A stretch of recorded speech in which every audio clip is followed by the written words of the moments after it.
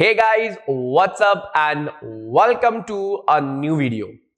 Guys, this is a special video for CS executive students regards to a subject that is Sebi, Securities Market. We will be dealing all the amendments. The basic reason I'm coming up with this video is because we have two chapters. Guys, I will repeat, two chapters which is new. So before I start anything, let me introduce myself. My name is CS Biplab Mondal, and on behalf of JK Shah classes, we will be discussing the whole set of amendment which is applicable, yes, to your examination. I hope you can see it on the screen, June 2022, and which subjects are securities law and capital market. So I will be dealing only module 2, paper 6. The very first thing in this video, this is a special video guys. Why? In this video, I will be discussing two chapters especially. These two chapters are basically new chapters. Let me just very quickly show you what are those two chapters. The very first, you can see it on your screen that yes, now we have Sebi delisting of equity shares regulation 2021. This is basically a new regulation which has basically replaced the old one, which is 2009. Previously, we were having two regulation on employee benefits. Previously, we were having two regulation for employee benefit, that is chapter number 9 and chapter number 10 of your ICSI module. Now, it has been merged into a single regulation. And also they have come up with a new regulation, that is what, sir? Sebi issue and listing of non-convertible securities. I believe they might be coming up with a whole set of chapters, since chapter 9th and chapter 10th will be merged into a single chapter. So guys, this is a very important session. I will really recommend to watch this video at either 1.5 or 2x speed. Why? Because I will be discussing a lots of things. You just have to quickly see this video and make the necessary change. Whatever material you have with you, be it a JKSC material or any other faculty's notes you have with you. Guys, very quickly, I will be just go through this. The document what I'm using is already available on ICSI website. Yes, this is not a material what we have prepared. This is an official material by institute, guys. So this material is already available on institute website, and yes, I will be covering everything. But yes, but the very first priority, I hope you can see the chapters which is basically been affected. So I will be first covering all those chapters which are very small. Yes, all those chapters which are very small, we can just cover it in half an hour. Within 30 minutes, we can cover all those amendments. So very quickly, we'll go and see the amendments. For your sake, I have also prepared some basic notes. Why I have prepared some basic notes? So that you can also have quick revision, or you can take the screenshot. You can pause this video and take the screenshot wherever it is possible. Now, very quickly, I will be starting up with the very first amendment, which is applicable in Sebi Prohibition of Insider Trading Regulation 2015. So very quickly will come what institute has given us, and then I will just refer the notes. Okay, so very quickly we'll go and just give me 1 sec. So this is nothing. I hope whatever you see on the screen, it is on the new regulation which has been merged. But guys, if you already know the previous regulation, these regulation is exactly the same. People have hyped it. Yes, this is a new regulation. What to do? Oh, this is a new regulation. No, guys. Whatever you have covered in your last or whatever you have done, they have just merged it. They have not introduced anything which is very new. You don't know anything about it. No, they have not did that. They have just merged it. They have reduced the regulations in delisting. So guys, very quickly, very quickly, we'll just see. We'll see what's up. The very first is PIT. The very first regulation is on PIT, and what is the basic regulation? Let me just read it. It says, Sebi Prohibition of Insider Trading Second Amendment Regulation 2021 which is applicable or which has been notified on 5th of August 2021. Now they have introduced with regulation number 7D, which is informant reward. So before just see this, we'll just go and just very quickly we'll refer our notes. So what is this 7D? 7D is on informant reward. So what is basically PIT? If you recall, PIT means prohibition of insider trading. What is insider and what is trading, we have already covered in our regular session, in our regular lectures.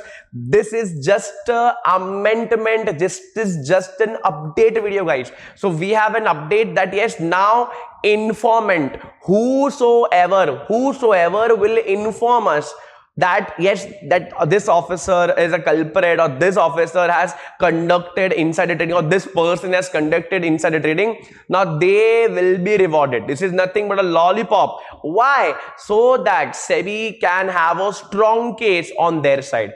Still in the market, people do insider trading, but yes, the onus of proving, the burden of proving is on Sebi if they are outsider. So this become a very difficult task. The reason they have come up with an informant reward. Now this is what, sir? It says Sebi may, I hope you can see this word, Sebi may at its sole discretion. That means it is their own will. It is their own will declared an informant eligible for reward, provided that amount of reward shall be what, sir? So they have given us some formula. 10% of monetary sanction. Sanction means whatever they have basically, you can say the penalty. But we have a condition that is and shall not exceed 10 crore or such higher amount as specified by Sebi from time to time. So they will be coming up with a notification now and then, and we will be having amendment now and then. So guys, it is 10% of monetary sanctions. You will get 10% of monetary sanction, and that shall not exceed 10 crore. So the max limit is 10 crore. So even if you're an informant, you will be getting max bonus, or you can say max benefit of 10 crore or any other higher amount which will be mentioned by Sebi. This is the very first rule. The max is 10 crore, 10%, or basically the 10 crore rupees. However, they can basically issue a circular where they can increase the higher amount. Right now it is 10 crore. Now the next important point, it says if the total reward payable is less than or equal to 1 crore. So if the reward value is less than or equal to 1 crore, Sebi may give the said reward upon the issuance of the final order. Once Sebi announces it, their final order, then Sebi will release that 1 crore. The second important thing is that if the reward amount is more than 1 crore, yes, more than 1 crore, 1 crore less than 1 crore will follow this. But if I just talk about more than 1 crore, then Sebi may grant an interim reward. They will grant you an interim reward. What is the interim? Until and unless the final order doesn't come, you will get an interim reward not exceeding 1 crore upon the issuance of the final order by Sebi. And whatever the remaining reward shall be paid, you will be getting that or the balance amount when, sir, it will be either on collection or recovery of monetary sanctions, monetary penalties, which is basically nothing, at least 2 times of the balance, that is reward payable. So the simple funda is that you will be having 2 treatment. If you are getting 1 crore less than 1 crore as a reward, then you will be getting that reward on the final order of Sebi. If you are getting more than if your reward value is more than 1 crore, so you will get an interim amount, you will get an interim reward. not exceeding 1 crore. How much, sir? Not exceeding 1 crore. Guys, come on, not exceeding 1 crore. Please repeat terms, numbers after me so that you are not required to see this video again and again. You just saw this video, just make the changes. You can just also take the screenshot of this. You can pause this video and take the screenshot. So guys, if the amount is more than 1 crore, so no worries about that. You will get an interim reward, and after settlement, after Sebi collect the amount, you will get the balance. Perfect. Now, this was the amendment. This is something what they have inserted in the regulation. Now, the next important, they have in the supplement, they have discussed two case laws. The very first case law is Hindustan Lever Limited versus Sebi. This is the very first case, and second is Dilip Pense versus Sebi. So these is two cases. This is two cases. So I've just mentioned the cases, and I want even you to mention the cases. And what you can do, you can just mention what has happened, or Sebi has given us the fact, or what was the judgment. Yes. So very quickly we'll do what? Very quickly we'll see what was the fact. Come on, we'll go very slow because everyone should understand what has happened. Sure guys, I will zoom in the screen. Okay, now very quickly, line by line, one by one, we'll read the line. Come on. The very first thing is Hindustan Lever Limited purchased 8 lakh shares of BBIL from UTI 2 weeks prior to the announcement of merger of two companies. So they have acquired a company, and they have acquired prior to the announcement of merger of two companies. Okay. Sebi suspected insider trading. So Sebi basically suspected what's a Sebi suspected insider trading and conducted inquiries. Does Sebi has this power? Yes, Sebi do have power, because we have formed Sebi, because Sebi was formed because of IDNR. What is IDR, sir? IDR doesn't mean Indian Deposit Receipts. I have a shortcut already. IDR means we will be protecting the interest of investors. We will be developing the markets. Yes, we mean Sebi, and Sebi will regulate the market. Interest, development, and regulate. So just to complete the objective of Sebi, Sebi do have power. Yes, Sebi have power to do what, sir? Sebi has power for do this inquiries. Yes, sir. They issued show cause notice against HLL chairman, all executive director, company secretary, allying them with the charge of insider trading. Very good. The next point you can see, Sebi also awarded compensation to be paid to HLL to UTI. Since they have purchased the shares from UTI, so Sebi has awarded a compensation.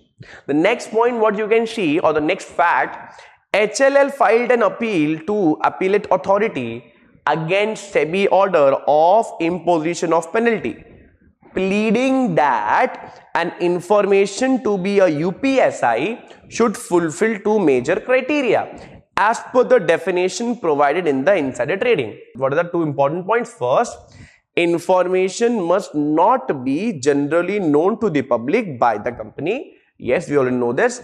Second, if published or known, it is likely or materially affect the price of the securities of the company in the market. So there will be impact, either negative or positive, on the securities of the company. Now it also said that since the probability of merger of two companies appeared to be generally speculated about, was probably already discounted by the market. So guys, let me just tell you something which is off the topic. Guys need to understand, if a company, example, Jubilant Foodworks. Have you heard about this company? Jubilant Foodworks Limited. What is the basic business of this company? Jubilant Foodworks is into the business of Domino's in India. Whenever next time you go and eat a pizza of Domino's, do see the bill. So Jubilant Foodworks is into the business of pizza. Perfect. Now let's take an example. 2 weeks After 2 weeks, let's take an example, there is an announcement of financials, and already market is expecting there will be a good push in the margins. Why? Let's take an example, there is a huge sale, and because of economic recovery, people have started going out because of the recovery in the economy, because COVID restrictions government has basically completed or ended the COVID restrictions. Guys, you need to understand that there will be a huge sales, and because of that, everybody was already aware that yes, the financial of this quarter will be very strong and very healthy. So guys, generally market discounts the rate in their securities prior to the event. So let's take an example, if tomorrow merger and amalgamation will take place, if the news is already, you can say there's a discussion already in the market, since as per regulation number 29 and 30, whenever there's a board meeting, you just have to inform the stock exchange prior to that. Perfect. So already market tend to discount such rates. Very recently, HDFC and HDFC Bank announced their merger, and I hope you saw how stock reacted 10 to 15% in a single day. Guys, need to understand that. So they said, since the speculated, since the market, it was a general speculation, and you can say the good news is already absorbed in the stock. This information, that purchase of 8 lakh shares of BBIL was not likely to have any significant impact on the price between HLL and UTI, and concluded with the further strongly evidence that UTI continued to sell the shares BBIL in the market after the merger price close to the price at which they have sold to HSL. Guys, need to understand. So they have the Hindustan Liver has put up their very strong side that this is not what's up insider trading. Now guys, if you see, ultimately we are not the one who will decide is it insider trading or not. It is ultimately the court of law. It said in its judgment, appellate authority decided that on the basis of above fact, it is not a sufficient ground to impose a penalty. Guys, need to understand, if I buy shares today or 10 lakh shares of HDFC, and if tomorrow there's an announcement of merger, so Sebi comes up and just levy a penalty on me, this is not a valid or sufficient ground to impose a penalty. On HHL, as the information about the merger of two companies was generally known, or already it was there in the market, people were talking about it, so the discount, the rate was already factored in. Perfect. Further, also it did not affect the price of security of BBIL materially. So that means the information is not UPSI. Now guys, I have just discussed everything. What was the conclusion? What is the case? No, that is not a problem. My problem is that, sir, how they will ask you the question. Guys, this is nothing but this is your question. They may change the name of the company and will ask you, does it amount to insider trading or no? So guys, you just have to remember this: Hindustan Unilever Limited versus Sebi, and court held that it is not insider trading, and the information what they have basically took the trade is not UPSI. The first case, now if you very quickly we go and see the notes, Dilip Pense versus Sebi is the very next case. Now very quickly we'll see the facts of the case. Now it is obvious I will not say Tata Finance Limited every time. I will just say the shortcuts, that is TFL. TFL, a listed company, had a wholly owned subsidiary, that is Nishkalpa. Nishkalpa incurred huge losses which was bound to affect the balance sheet of TFL. The simple example is that I will just draw a diagram for you. So this is TFL. Yes, since there is a huge investment in a company known as Nishkalpa, and when there is a relationship of holding subsidiary, when more than half percentage or more than half of share capital is held by a company. So holding company is TFL and subsidiary is Nishkalpa. Perfect. Now guys, you need to understand that. So what? Guys, you need to understand that since there's a huge loss in Nishkalpa, ultimately in consolidated balance sheet, there will be an impact on the shares of TFL. Perfect. It says what? Nishkalpa incurred huge losses which was bound to affect the balance sheet of TFL significantly. Okay. Well being aware of this fact, Mr. Pense, MD of the company, passed this information to his wife, who in turn sold all her shares and her father-in-law holdings in TFL, including all the shares held by them in the group companies at a significant gain before the information made to public. Guys, this is a clear case of insider trading. Why? Ultimately, you guys need to understand, they have saved their loss. If they have hold that shares, let's take an example, even after the announcement of the results, guys, you need to understand, there will be a fall in the price of the shares. So they basically sold the shares way early. So basically they saved their loss. But guys, need to understand that. So post disclosure of financial statements, public become aware that yes, they were already, once this bad news come into the market, they will ultimately fall in share of the prices. Perfect. And all the general investors suffered a huge loss. This is a clear-cut case of insider trading, and Sebi found Dilip Pense guilty. It is obvious. Yes, so Dilip Pense, again, this case was a normal case. I don't believe they may ask some questions from here, because this, even if you read the fact, even if they give question, a very quick answer will be already coming from your side. So this was a very small amendment only for a single chapter, and that was PIT. Yes, this was a very small, you can say, amendment for PIT. I request you to write this case laws and what decision the court has been given. Yes, why, in your textbook or in your material or in your notebook, so that whenever before the examination you go for the examination, you have a handy notes ready with you that yes, this was the amendment, and you can just quote such name in the examination just to earn that brownie points. Perfect, guys. Now very quickly we'll jump up to the next chapter's amendment. Yes, we'll jump up to the next chapter's amendment. Let's jump to the next chapter's amendment, and I hope you can see it on the screen, that is mutual fund. So I have not prepared a separate notes for this because these amendments are very small amendment. Yes, but we will be covering all the amendments. So very quickly, I just want everybody pay 100% attention.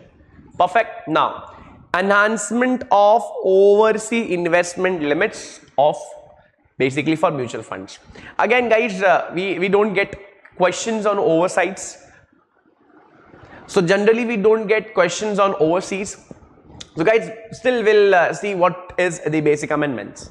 So the amendment is, Sebi has enhanced what, sir? The overseas investment limits for mutual fund to a maximum of US 1 billion per mutual fund within overall industry limit of US $7 billion. Further, so they have just increased the amount. Further, mutual fund can make investment in overseas ETF. I hope you know what is ETF, exchange traded fund. You give your money into AMCs, AMC basically invest in the asset. After that, you can take entry and exit very easily because these instruments are traded in recognized stock exchange. Perfect. So guys, overseas traded fund subject to the maximum of US $300 million per mutual fund within the overall industry limit of 1 billion. So in a single mutual fund, 300 million, and with overall industry it is 1 billion. And the new investment limit would come into force with immediate effect. So this is not very important for us, but still, so there's an increase in the limit 127, 300 million, and overall industry 1 billion. Perfect. Now, in respect of investment limit to be disclosed in the scheme document at the time of NFO. Guys, what is NFO? NFO is something which is similar to IPO. It is basically when an AMC comes up in the market, issue their offer document, and investor invest in the issue. Now AMC will issue units and you will be giving up money. They will be issuing per unit at ₹10. So whatever unit you see in the market, every mutual fund start their journey at from the ₹10. Let's come here and let's read this. It says, and the investment limit on ongoing schemes, Sebi prescribed that such limit would henceforth of soft limit for the purpose of reporting of mutual fund on monthly basis in the prescribed form. What is that prescribed form? We are not bothered about it because they will not ask in the examination. So we have to do a monthly, you can say, reporting for this overseas investments. So again, not that important amendment. Let's go and just jump to the next amendment. It is on 5th August 2021. It says Sebi wide notification dated 5th August 2021 amends the provision Mutual Fund Regulation 96, which shall come in force on 270th day, or it is not 270, it is 27th day of their publication official gazette. Yes, which will be come into force on 270th day from the date of their publication official gazette. Now guys, what is the basic thing? The amendment which is inter alia has inserted a new sub-regulation 2516A under AMC company and its obligation, which provide that AMC shall invest such amount in such a scheme of mutual fund based on the risk associated with the scheme as may be specified by the board. Again, they will not ask any question from here. Why? Because ultimately Sebi, this board is not board of director, guys. The basic meaning is Sebi. So Sebi will give us an intimation from time to time. Sebi will give an intimation from time to time, and the AMC will automatically do permutation and combination, adjust the risk, and same will have to disclose ultimately to the Sebi. Now guys, not only Sebi, also unit holder will get the update. Again, not so important, but yes, now I can see an important amendment which came on 31st August 2021. Now what is this? It says Sebi has clarified that AMC shall disclose the riskometer during normal session itself. I have basically visited money control website, and where I have already discussed a lot of things about riskometer. In riskometer is basically where you can just assess the risk. If the fund invests in equity, the ultimate will be, it will be carrying higher risk. If the fund is debt instrument or gilt, that is linked to government, the risk will be less. So riskometer of the scheme and benchmark of the scheme in all the promotional material. So what is this benchmark? Generally they keep it either Nifty or they may keep any other index. That is, it is their benchmark. If they beat that benchmark, we tend to say that that fund has performed really very well. It says what? AMC shall further feature wherein a link is provided to the investor to their registered email and enable the investor to directly view or download the portfolio of the scheme subscribed by the said investor. So the very simple thing is that you will be getting an email on your registered email where you will be getting a link. By clicking on that link, you will get all the details that where your fund manager invested their money. Very simple. Yes sir, no sir. Perfect sir. Now it says AMC shall into arrangement with selected index providers to provide riskometer of the benchmark to the AMC latest by the 5th day subsequent at the end of the month. This provision of this circular is applicable from 1st October 2021. So the simple rule is that it will be basically, you can see all on the website. by 5th day of subsequent next month. So whatever the adjustment, it will be done on the 5th day of the subsequent end of the month. So guys, this is a very simple topic. It is basically on riskometer. The core focus is on riskometer. So just pause this video, open money control and just search any fund. I will be telling up a name of fund if you want. Access Blue Chip. Now go and search Access Blue Chip Mutual Fund. Yes, or Access Blue Chip Fund. You go and search this fund. You can see a riskometer adjacent to that. And comment down below what type of risk you saw in Access Blue Chip, since it is an equity based instrument. They are investing in equity. They are investing in large cap companies. So very quickly pause this video and comment down below that what is the risk, what is the risk barrier or barometer is basically saying us. Go and very quickly comment down in the comment section. Now the next important is a very important amendment, I believe. A very important amendment. Again, I will repeat, this is a very important amendment. Very important amendment. Why? Because it includes risk management framework. Guys, nowadays risk management is playing a very important role. I don't know you know this or not. Yes Bank was about to fail. Not only Yes Bank, guys, I don't know you're reading newspaper or not, but few years back Franklin Templeton they basically failed in two of their funds. It was basically a debt fund. They have invested in a company which was unable to pay that money. So guys need to understand, market always involve risk. Since you give money to a trust and that trust with the help of an AMC invest in the market or any other, you can say any other market, be it it's not only capital market, be it a debt market or bond market, they have to assess risk. You guys need to understand, if you take your friend's money and you don't give it back, ultimately it will create a very negative impact in the mind of the people. So guys, it is very important that we should have some risk management framework where we will be having some do's and don'ts before we buy any investment. Management of AMC will have some do's and don'ts. Let's take an example, so that the investment are safe, they are secure, and ultimately the money of investors are safe. This is the ultimate motto of Sebi, guys. So they have came up with this very fantastic amendment. Now let's read this line by line because it is very important. It says what? To protect the interest of investor. In the very first line itself, you can see the motto of Sebi. Yes, to protect the interest of investor.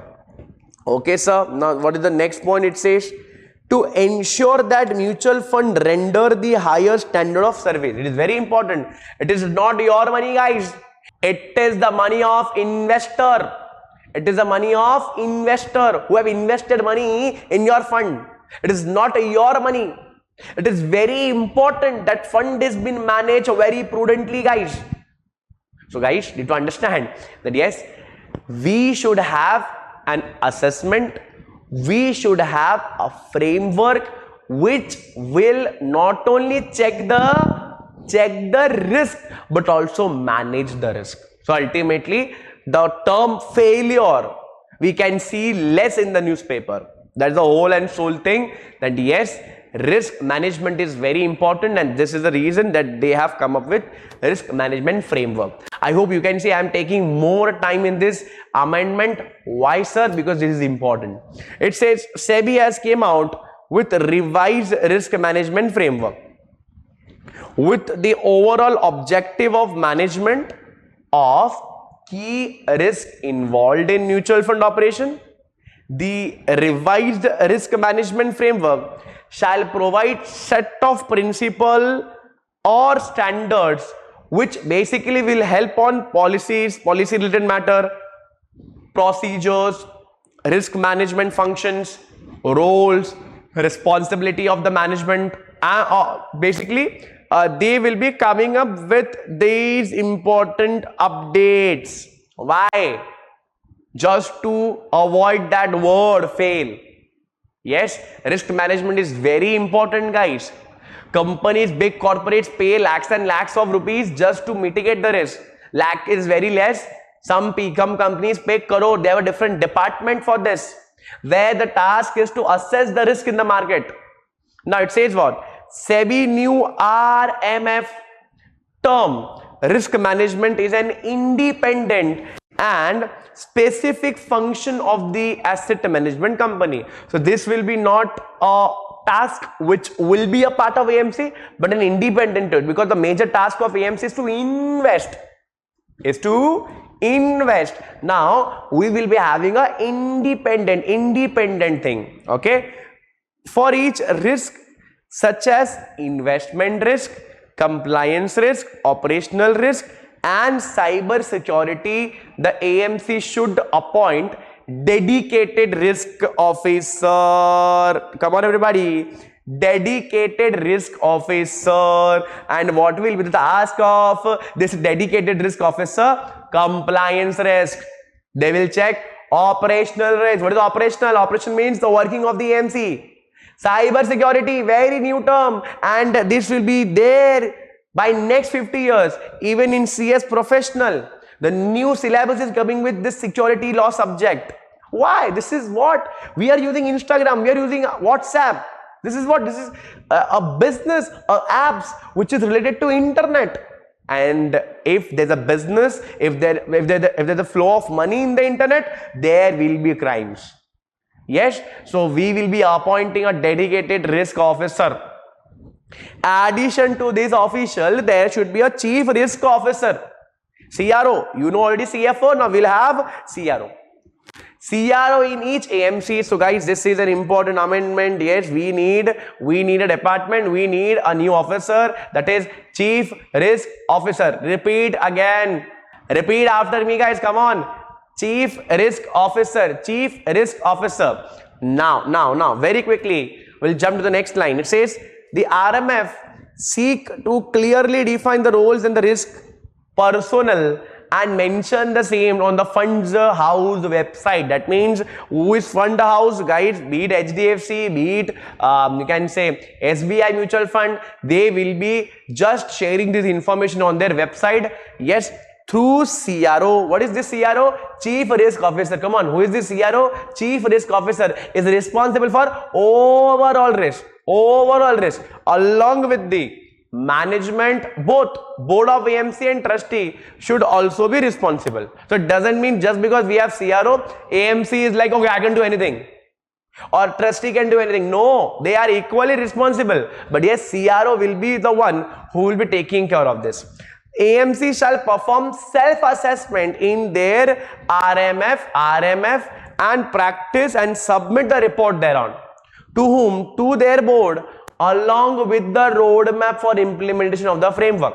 So guys, they will give all the policies and procedures where they can just eliminate the risk. They cannot just, you can say, totally they cannot eliminate, but yes, they can reduce the risk. Compliance with the RMF should be reviewed annually by the AMC. So guys, if we can just, in a nutshell, if I can write some points, the first point will be, now we will be having a dedicated department. The second important amendment, that we are having an officer, dedicated officer, CRO. Their basic task will be to check on compliance risk, operational risk, cyber securities. Fourth very important thing is that they will be coming up what with the you can say, they will provide a roadmap, and with roadmap will also review it annually. These are important 5 points which is there from this amendment. Now the next amendment, okay, next amendment is what's up? It is Sebi has issued guiding principle. What is this guiding principle, sir? Guiding principle means we will basically get a guidance to standardize and bring uniformity in the benchmark of the mutual fund scheme. So there are funds who keep Nifty as benchmark. Some fund keep Nifty Bank as their benchmarks. These are the index. Yes. So guys, Sebi has come up with a guiding principle to standardize or to uniform the benchmark. So Sebi had decided that there would be two-tiered structure for benchmarking of the schemes for certain categories. The first tier benchmark shall be relatively of a category of the scheme. So let's take an example. If it is an index bond, we'll keep Nifty, or if it is a large cap fund, we'll keep Nifty as a benchmark. And the second tier shall be demonstrative for the investment style or strategy of the fund manager within the category. So we have, you can just see, we have balance fund.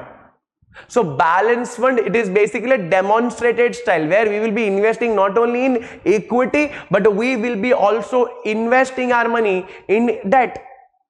So the strategy, the style, we accordingly keep the benchmark. But yes, all benchmarks should be necessarily be in total return indexes. Yes, so that we can just compute how that fund has performed as compared to their benchmark. Not so important, but yes, let's come to the next part. Investment trading in security of employees. Yes, by the employees and the board member of AMC and trustees. So guys, if you already know, in PIT we have already learned that the board of member of AMC and employees are related party. But let's see investment of securities by employees and the board of member of AMC and trustee of mutual fund. Let's see. So Sebi came up with a modification provision for investment and trading in securities by employees, AMC and trustee of mutual fund. What's up? The circular has, you can see the big circular here. You can see the big circular, and we also have some few amendments. 7th amendment, also the related amendment. 7th amendment is very, very important amendment, but very quickly, will quickly settle the 6th amendment. It says what? Circular says what, sir? Circular is very clear. It says Sebi circular provide that ensure that employee or AMC or board of member of AMC or the board members of trustee, including assessed person, yes, the person with access, shall not undue advantage of any sensitive information that may about any company or any security or about the AMC schemes or unit. Yes, assessed person has been created. Yes, assessed person has been created. Now what is the assessed person? This is something which is new. Assessed person for a purpose of these guidelines should mean head of AMC or designated as CEO or CFO or MD or president or any other name. We don't give a damn about it, but yes, any head of AMC, executive director, chief investment officer. Now this is the new officer, chief risk officer, chief operation officer, chief information security officer, fund manager, dealer, research analyst, all the employees in the fund operation department, compliance officer, head of all department, and any other employee as decided by the AMC trustee, non-executive directors of AMC trustee, yes, trustee who is in the possession of or access of any non-public information which would have material impact in the security. That means they are just talking about UPSI, guys. Yes, NAV of the scheme interested unit shall be deemed to be assessed person. So it says what? If you are an assessed person,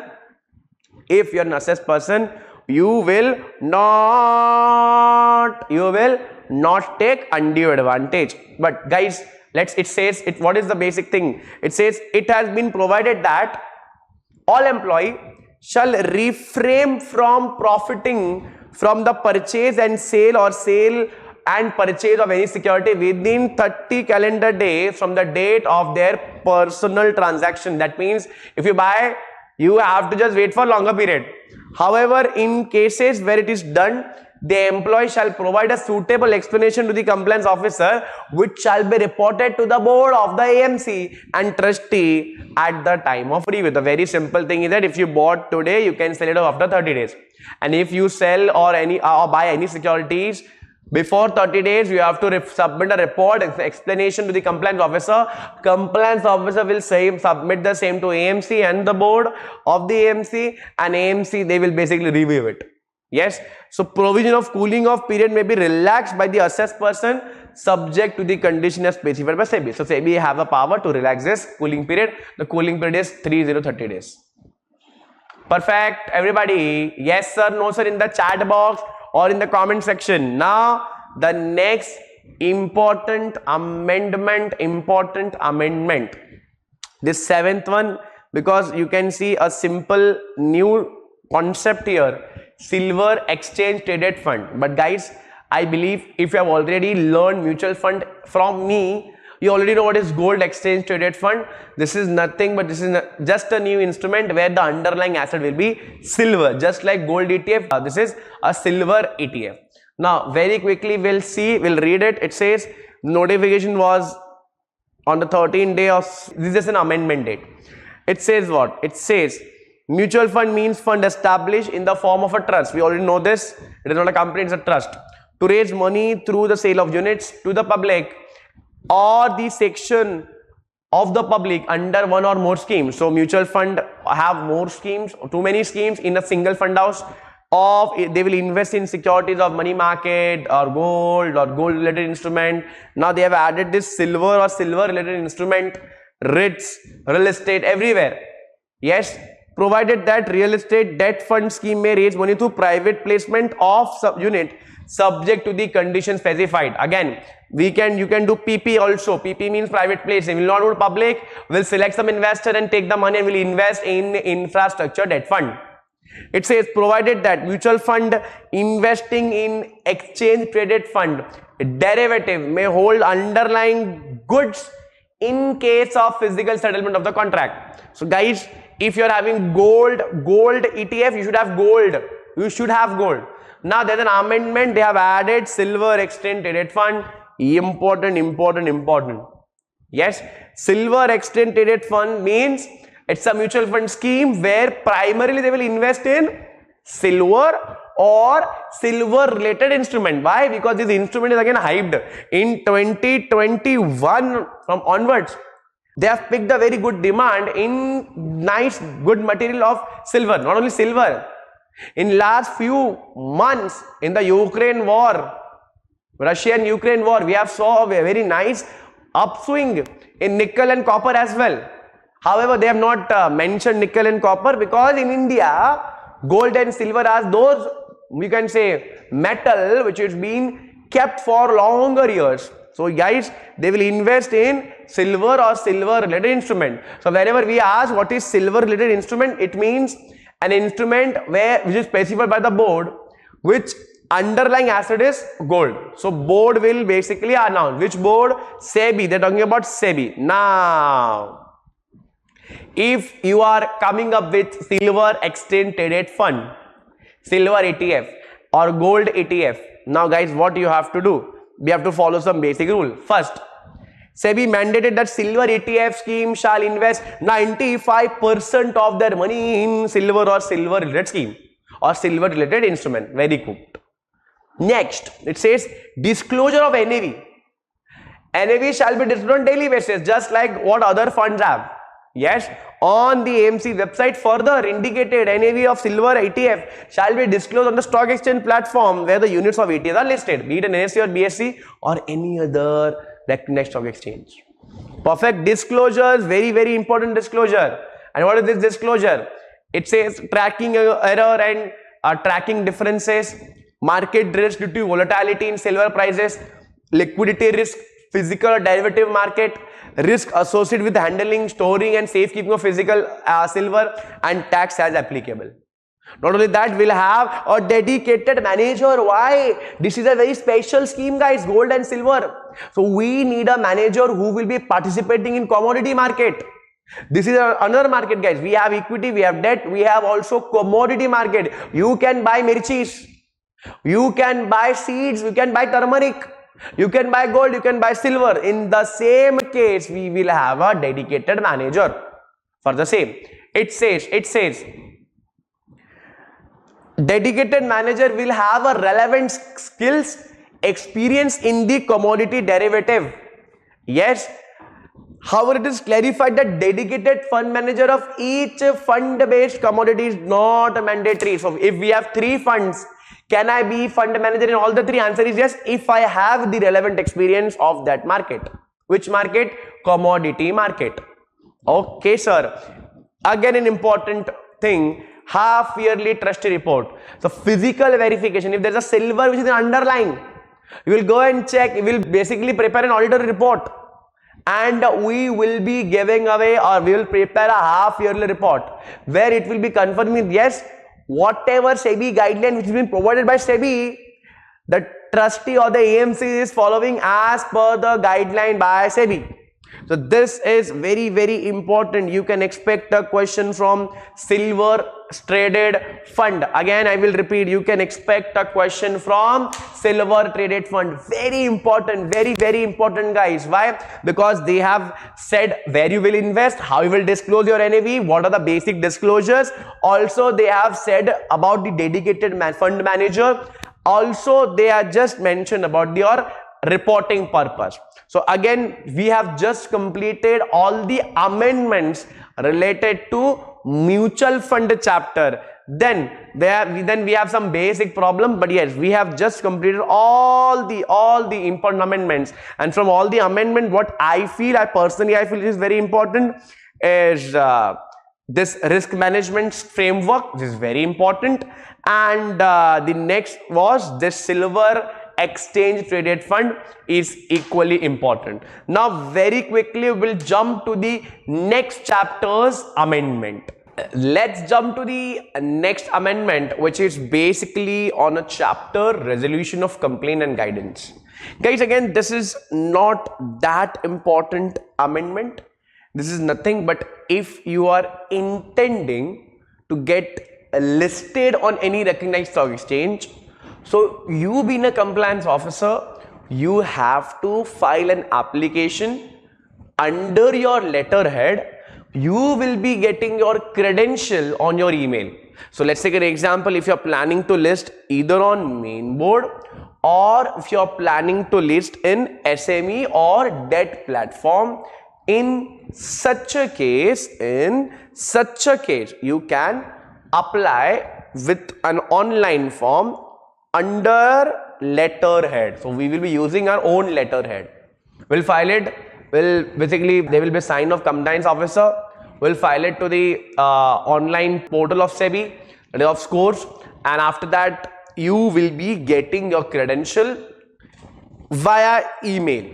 Yes, via email. This is very, very important, and this is what Score is a platform designed to help investor lodge their complaint pertaining to the securities market online with SEBI against listed company and SEBI registered intermediary. So we already know such crucial thing about scores. Already I have discussed in my regular session what is score, how to file complaint in score by basically visiting the exact website, how to file a complaint, how you can register as an investor, and also some cases that initially when score came in force, if you didn't took the credential from score, then what was the penalty? So in some cases were 2 lakh, 5 lakh. So yes, this is not that important amendment, but yes, it was very small amendment. So a single amendment in this chapter, but yes, very quickly we'll jump to the next amendment. Let's jump to the next amendment, which is on with the chapter number 15. Guys, before you start preparing, or even if you started up preparing, guys, the tip is that in total we have 16 chapters. The part B is, which includes 14 chapters, and part B includes that 2 chapters. However, the number of chapters has been decreased now because of merging of 2 regulation into 1. However, we'll still count it at 16. So chapter number 15, that is structure of capital market, is one of the important chapter, and intermediary again is one of the important chapter. Guys, now we have an amendment here, guys. The part B, yes, part B carries total 30 marks. Yes, part B carries total 30 marks. So my sincere request is to read thoroughly 15 chapter and 16 chapters. Structure of market, capital market, and with that we will be covering, or we will be doing up intermediary. These 2 chapters are very, very important, but very quickly we'll jump to the very first amendment, and it is Sebi AIF third amendment regulation 2021, which came in force in August 3, 2021.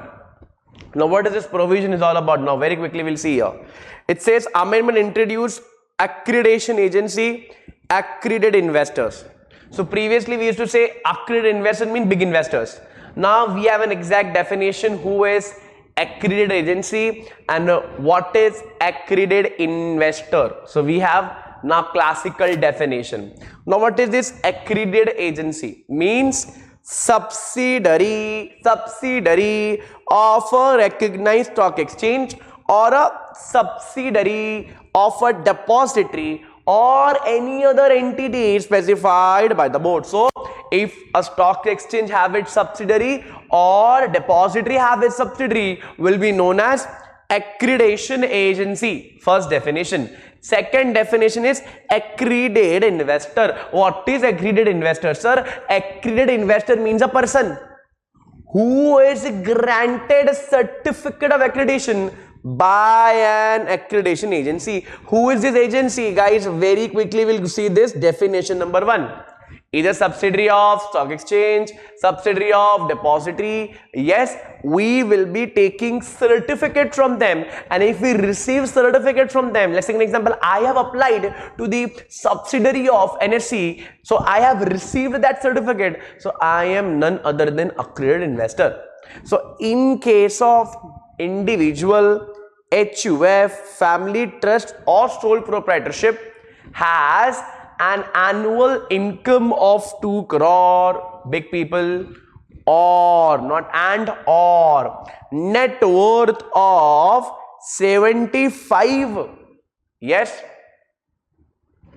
net worth of 7 crore 50 lakh, of which not less than 3 crore 75 lakh is in the form of financial asset, or what is or annual income at least 1 crore and minimum net worth 5 crore, out of which not less than 2.5 crore is in the form of financial asset.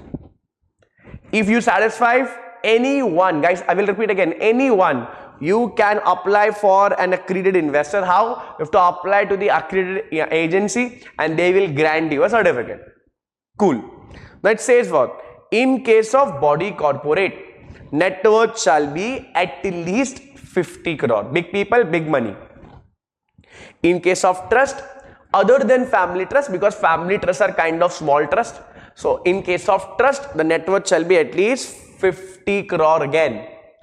In case of partnership firm set up under Partnership Act 1932, each partner independently meet the criteria of accreditation. That means these condition or 3 condition. Total we have, guys, 3 condition. Superb. Now it says something which is very important. Provided means condition. Provided that central government, state government, developmental agency set up the aegis of central government or state government, or fund set up by the central government or the state government, QIB, as defined under Sebi ICDR 2018. Category 1 FPI, sovereign wealth funds, multilateral agencies, any other entity as may be specified by the board from time to time shall be deemed to an accredited investor. So guys, simple, if I just very quickly just sum up you in a single line, any other person as prescribed by government. Perfect. How government will prescribe? Government will prescribe, they will be mentioning it in ICDR. So this is not that important, but yes, we should know the basic definition. So guys, I believe this time for 3 marks, I will repeat again, this time for 3 marks, they can ask you what is accredited investor or accredited agency. Guys, everybody, this time for 3 marks, they can ask you in the examination what is accredited investor. Perfect. So you should know, in case of individual, HUF, family trust or sole proprietorship, your annual income shall be at least 2 crore or your net worth shall be 7 crore 50 lakh, out of which not less than 3.75 lakh, yes, 3 crore 75 lakh shall be in form of financial asset, or annual income shall be at least 1 crore and minimum net worth shall be 5 crore, out of which 2.5 crore shall be in form of financial asset. Any one, guys, I will repeat again, any one out of 3, anyone. Perfect. Out of 3, anyone. Or in case of body corporate, 50 crore, trust 50 crore. In case of partnership firm, the above case 2 crore, then 7.5 crore, where 3.75 crore shall be in form of financial asset, annual income of 1 crore, minimum net worth of 5 crore. We have to meet these conditions in case of partnership. So in partnership, the individual, I will repeat again, individual thing shall be taken care of. Perfect. 3 marks, very important, very important, very important. 3 marks. Now, next definition. Large value fund for accredited investor. What is this? AIF or an AIF in which investor other than manager, sponsor, employee or director of AIF or employee or director or manager is an accredited investor and invest not less than 70 crore rupees. Yes, so big investor, big volume fund. But we will not consider the insider. Okay. Now, very important. Basically, notification has some further clarification. Minimum level of investment shall be 1 crore. Is not applicable to be accredited. If you have invested a minimum amount of 1 crore, that means you will not accredited investor. At least you have to fulfill all these criteria. The second important thing it says, the large value fund for accredited investor may be permitted to the extent its tenure of the close-ended AIF beyond 2 years, subject to the term of the contribution agreement, other fund document and condition as may be specified by or from time to time. Guys, the simple thing is that this large value fund for big investor may be permitted to the extent of tenure of a close-ended. So what is close-ended, guys? We will not get easy entry and exit. Yes, which is close-ended fund AIF beyond 2 years, subject to the terms and condition agreement which will be specified by Sebi. So if you are planning to start a large value fund, you can do that. Yes, you can do that. It will be close-ended fund and even it can be beyond 2 years, but you have to follow all the terms and condition and then you can do that. Large value fund for accredited investor for category 1 and category 2 may invest up to 50% of the investable fund in investee company directly or indirectly in the unit or other than AIF. So yes, 50% will be invested in investee company which who is helping us to invest. Large value fund for accredited investor of category 3 may invest up to 20 of an investable fund in an investee company directly or indirectly to investment unit or other AIF. So guys, simple thing is that if example HDFC is planning to take this fund, they will only invest up to 50% in their investee company. If they are category 3, then they can invest only 20%. But this is nothing, that's like a limit in debt fund, what we have already discussed in mutual fund. The next important, this is nothing but the framework for accredited investor. I hope you just understand that they have so many times they are just discussing about accredited investors. That means this is a very important topic. It says what? Sebi has came up with a detailed modularities, that means the whole set of rules and regulations for AIs. A move expected to open up new challenges for raising funds from sophisticated investors. So they are just streamlining it. Perfect. The Sebi have issued guidelines on eligibility criteria for AIs, procedures and validation of accreditation. Procedure to avail benefits linked to accreditation and flexibility to investor to withdraw the consent. Sebi has earlier this month introduced the concept of accredited investor in the security market. So this is a new concept. I will again repeat. So these points are not so important, but yes, very important. These points are very important. Yes, these points are very, very important. You can just take a screenshot if you want, or you can just download this same document from Institute's website. Perfect. Now if you say yes, then we'll just move to the next amendment, and this is nothing, again, not so important amendment, but still we'll do it. It says co-investment means investment made by manager, sponsor or investor of category 1 category in the investing company with such category 1 or category 2 AIF. Such an investment, provided that co-investment by investor of AIF shall through a co-investment portfolio manager specified by Sebi. Perfect. Now the simple thing is that co-investment means investment made by manager, sponsor or investor of category 1. Can you do this? Answer is yes, but you have to do through a co-investee portfolio manager, and that co-investment portfolio manager shall be registered with the Sebi as per Portfolio Management Regulation 2020. If we jump to again to our next point, this is all about co-investment. You can just have a simple reading about it. So where they will have to invest, not that important. But yes, if we just come to regulation number 20, manager shall not provide advisory service to any investor other than the client of co-investment portfolio manager as specified by Sebi. So what is advisory service? Let's take an example. If I tell you today, go and buy TCS today, this is nothing but an advisory service. Am I allowed? Answer is yes, only to co-investment portfolio managers. So again, not that important, but yes, if we just go and understand in this chapter, I believe accredited investor stands out to be an important definition, important one, very, very important. And yes, with this we have also completed all the amendments related to this chapter. Yes, I have just discussed the market structure chapter's amendment. So very quickly we'll jump to the next chapter's amendment. Let's jump to the next chapter's amendment, ICDR amendment. Again, you can see good amount of amendment. So I have already made a quick notes related to that. So very quickly we'll see that. Okay, so here is the amendment. So for ICDR, the very first amendment is on lock-in. So previously it was 3 years and 1 year. Now we will be counting it as 18 months, and for contribution above the minimum level it shall be 6 months. Yes, why we have reduced this? So that even they have some flexibility. But you guys need to understand, if there is a concept of capex, guys, if there is a concept of capex, what is this capex, sir?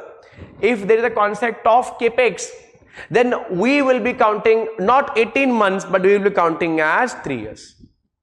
The matter of capex is very important. Matter of capex is very important. Guys, need to understand. We have learned what is promoter contribution and why promoter contribution is important. It is very simple. If I am telling you to invest in XYZ business, you will always ask me, sir, how much amount you have invested. If I have invested 0, ultimately you will not believe on my ideas. If I am pitching you an idea, I hope you are well versed with that show Shark Tank, where pitchers come and pitch about their ideas.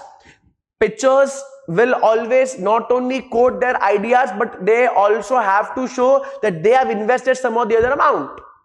So guys, if as a promoter I have not invested anything, you guys need to understand how a third party or outsider will invest in your business. So guys, if you been an investor or been a promoter, you have to contribute something. So when we were doing full lecture, it is 20%. So previously it was 3 years lock-in and 1 year for about 20%. 1 year. Now that time has been reduced to 18 months and 6 months. Guys, but whenever there is a matter of capex, this time will be again, we will be counting it as 3 years. Guys, need to understand that what is capex. So we have a nice definition. What is capex? Sir, capex means any civil work, any miscellaneous fixed asset, purchase of land, building or plant and machinery, etc. If you are doing this, if your object of issue include this, your minimum time will be 3 years. If they have any other object, then it will be 18 months. This is very important. Sir, this is what you have said about promoter. What about other shareholder? There might be some other investors. This is my company, right? This is example, Bipul Limited is my company. Perfect. I've been a promoter. I have already invested a chunk of money. Let's take an example. My friend Morgan Stanley, my friend HDFC, a big short companies, they are also invested in the company, and now I'm coming with an IPO. They have not sold any of their shares, but will they have lock-in since they have been allotted shares way lesser amount as compared to IPO price? Answer is yes. Previously it was 1 year, not 6 months. Perfect. Okay, so guys, the same rule will be applicable for FPO. Now very quickly we'll see a new inclusion for superior rights equity shares. You already know what is the basic concept. Superior shares or superior rights equity share are issued to founder and promoter. Why? Just to avoid hostile or volatile takeovers. You know why? Hostile takeovers. Guys need to understand that. And what? So we have some conditions already. Yes, we have some condition already. Let's take an example. One share will be having either 2 times voting or maximum 10 times voting. The face value will be same. It will be issued not to every company but biotech, nanotech. I hope you already know that. Guys need to understand that. Now it is, we are ready to issue such shares, or we are basically making it trade on the market. It says superior voting right equity shares to its promoter founder of said issuer shall be allowed to an IPO. Only ordinary shares for listing to the main board. What is ordinary shares? That is equity shares. Subject to the following. What is that subject? First subject, the net worth of superior right shareholder, I'm talking about promoter, shall be determined by RV. RV means registered value. Shall not be more than 1,000 crore. We'll see some note. First note, for determining this net worth, we'll see investment of that shareholder not in the issuer company but all other securities what they're holding in other company. First important thing. Second is what, sir? Second, the superior equity or superior voting right equity shares have been issued prior filing DRHP. Guys, what is DRHP? Draft Red Herring Prospectus, which we basically file it with Sebi and NSE, BSE or any other recognized stock exchange. Then we'll wait for their approval. So that equity share has been issued prior filing DRHP and held at least 3 months. 3 months to the filing of RHP. So yes, you guys need to understand.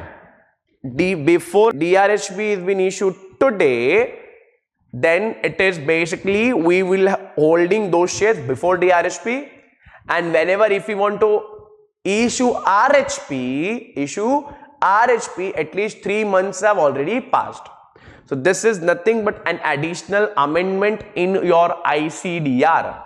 So this was an amendment. We'll also discuss delisting, because delisting is something which you already know. We have just a new regulation. There is no big change. In delisting. However, I will just revise the whole concept of delisting. But yes, there is a new concept, that is company secretary will do peer review. So I will very quickly go and check out the supplement, guys. We'll go and check out the supplement. This is chapter number 4. Just now we have just completed this chapter number 4. So just quickly, all things are done. We'll do LODR. We have some quick provision related to LODR. Very quickly, we'll go and check it out. Concept related to delisting. Now just give me a while, guys. The reason I have just said you to make it 1.5x speed. So this is nothing but delisting. So if you can see that, yes, this is nothing but we have come up with a new whole set of chapters. Yes, so they have come up with a whole new set of chapters. So you know what I will do? I will just open up the module in front of the screen so that even you can see what are the things. Guys, this is not a revision lecture, but this is an amendment lecture. So very quickly, I will not only revise what is delisting, but yes, you should know the basic structure first until and unless you will not understand. So my try will be, I will be covering the module itself. Yes, I will be covering the module itself. So we are in the module. Yes, this is ICSI module. Now, if you see the content is the same. They have not changed anything which is very drastic. However, very quickly we'll see quick overview of this chapter. Yes, so very quickly, why we do delisting? There are many reasons. Might be promoter is getting the shares at the cheap price. Yes, you have to understand that promoter do listing not because he wants fund. Not that is one of the reason, but he do it. He gives away his ownership, and ultimately he will always try to look a situation, a moment where he will try to delist it and buy all those shares. Yes, so guys, very quickly, if we just look at this diagram, this chart, already you know this chart, you know this diagram. However, we'll just keep a very quick revision. So delisting can be of two types: voluntary compulsory, voluntary compulsory, voluntary compulsory. Voluntary delisting means by your own will. By your own will, you are just planning to take exit from the stock exchange. So if you're taking exit from all the stock exchange, just imagine your share delist tomorrow from all the stock exchange. That means you will not get exit from anywhere. So guys, the simple thing is that company will have to give an exit opportunity. In the second case, if you are voluntary delisting, but you will be listed in one stock exchange which will having nationwide trading terminal. That means it is very easy to take exit. So the problem is that you will not get exit opportunity. So if we just sum up very quickly, I've already sum up here, but I will just write it with you. So delisting is of two types: voluntary and compulsory. What is compulsory delisting? When stock exchange, because of the non-compliance, they will be delisting you. Stock exchange will delisting you. You already know the procedure of if you violate the provision of SCRA, ultimately stock exchange has the power to delist you. What about voluntary, sir? Sir, voluntary means where you are planning to delist your company by your own will. So if you delist from all stock exchange, that means you will be not giving any exit opportunity, sir. So guys need to understand, if you're delisting from all the stock exchange, your investor will lose up the liquidity. Yes, so law says you have to give exit price. Law says you have to give exit price first. If you are delisting from all, you will be blocking the liquidity. Exit price is important. It says you are delisting from few stock exchange. You are delisting from few stock exchange. This is basically the chapter, guys. It will hardly take 5 minutes. Just this is the chapter, guys. This is the base of chapter. So if you are delisting from few stock exchange, but wherever you are listed, that stock exchange have entity nationwide trading terminal. That means taking exit will be very easy. Law said me not required to give exit price. But you will be listed in few stock exchange, but wherever you are listed, that stock exchange doesn't have entity. You have to give me exit price. You have to give me exit price. Perfect. And in case of compulsory, you have to give me exit price for sure. So exit price, no exit price, you have to give exit price. This is the crux part of the chapter, guys. Now if you go and read this module, they say about non-applicability, or they say some conditions are important that have already covered.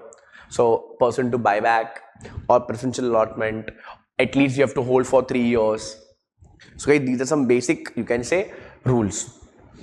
If we just discuss what is voluntary delisting means delisting of equity shares voluntarily, that means by your own will on the application made to the company. Yes, it is basically company will make an application stock exchange and they will plan to delist. I have already explained everything. The concept is as same what it was. The concept is as same as it was. Come on, the concept is same. They have not changed anything. If you see the procedure automatically, okay sir, there is no change. Yes. Come on. Now, condition and procedure for delisting where exit price is not required. Exit price is not required. Sir, when exit price is not required, that means you have entity, right? Now, we'll go and read it. So, we'll take prior approval board of director of the company.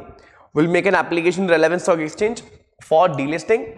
Will issue public notice of the proposed delisting, at least one English newspaper and one Hindi newspaper, wherever you are having, or wherever the stock exchange, whatever stock exchange you are listed. Let's take an example.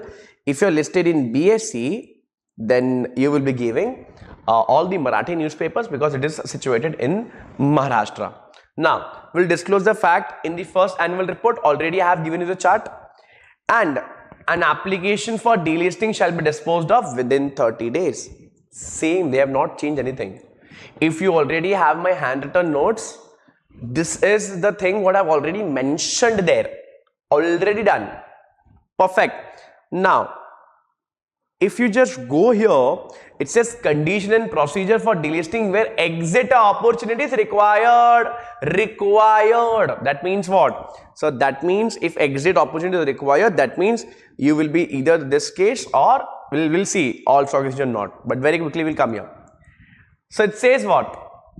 Equity shares may be delisted from all the recognized stock exchange or having nationwide trading terminal on which they are listed. So these two cases triggers together. Perfect. So we'll have to follow procedure. We'll make public announcement. We already know this. We'll make public announcement. Yes. We'll appoint a manager for do what? To fix the price. What are the duties of managers? This is important. So Acquire will implement the whole delisting offer.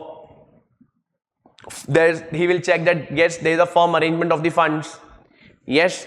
The next is the content of initial public offer, or the public announcement in the DPS. If everything is correct, adequate, accurate, and no facts are you can say concealed. Yes, the market intermediary engaged for the purpose of delisting shall be registered with Sebi. You already know this because we have did this in takeover. Next important thing is that manager of the offer shall not either directly or indirectly through its associate deal in their own accounts in the share of the company after his appointment. So you will be not dealing with the shares of your own client directly or indirectly. So you already know this. Okay. Then approval of board will require approval of board. Once we did that, once we complete that, this is something which is new, and I expect some questions will be there in this examination. What is this? Appointment of peer review company secretary to carry out due diligence. This is the very first time we are doing this. We have not done this in the previous delisting chapters. This is new. So if this is new, yes, I will teach you. What is this? Guys need to understand. It says what? The board of director of the company, before considering the proposal of delisting, shall appoint peer reviewer company secretary and provide the following information to such company secretary, and company secretary shall carry out due diligence. Now, what are the information? First information, the detail of buying and selling of and dealing of equity shares of the company by the acquirer or the related entities during 2 years prior to the date of board meeting. So if today is board meeting, the prior 2 years will check. The proposal for the delisting, including the details of top 25 shareholders. So they will give a list. Perfect. The detail of off-market transaction of all shareholder mentioned in A in last 2 years. So we'll check the data of last 2 years. Any additional information, if the company secretary is in the opinion that information provided under the clause A and B is not sufficient, they can ask for more information. After obtaining the information from the board of directors of the company, company secretary shall carry out the due diligence and submit the report to the board of the company certifying the buying and selling and dealing of equity shares of the company. So guys, we just read that yes, we have to appoint a company secretary for peer review. Now my problem is not that yes, we have to appoint company secretary. My problem is that what is this peer review? So for that, we very quickly, I'll show you some basic document. The very first document is this. This is a peer review manual 4th edition, and this has been instituted by none other than our own institute. Yes. So very quickly, I will not teach you what is this. I will not read all the manuals. Yes, I will not do that. Yes, it's a very recent manual. If you see this, it's a very recent manual.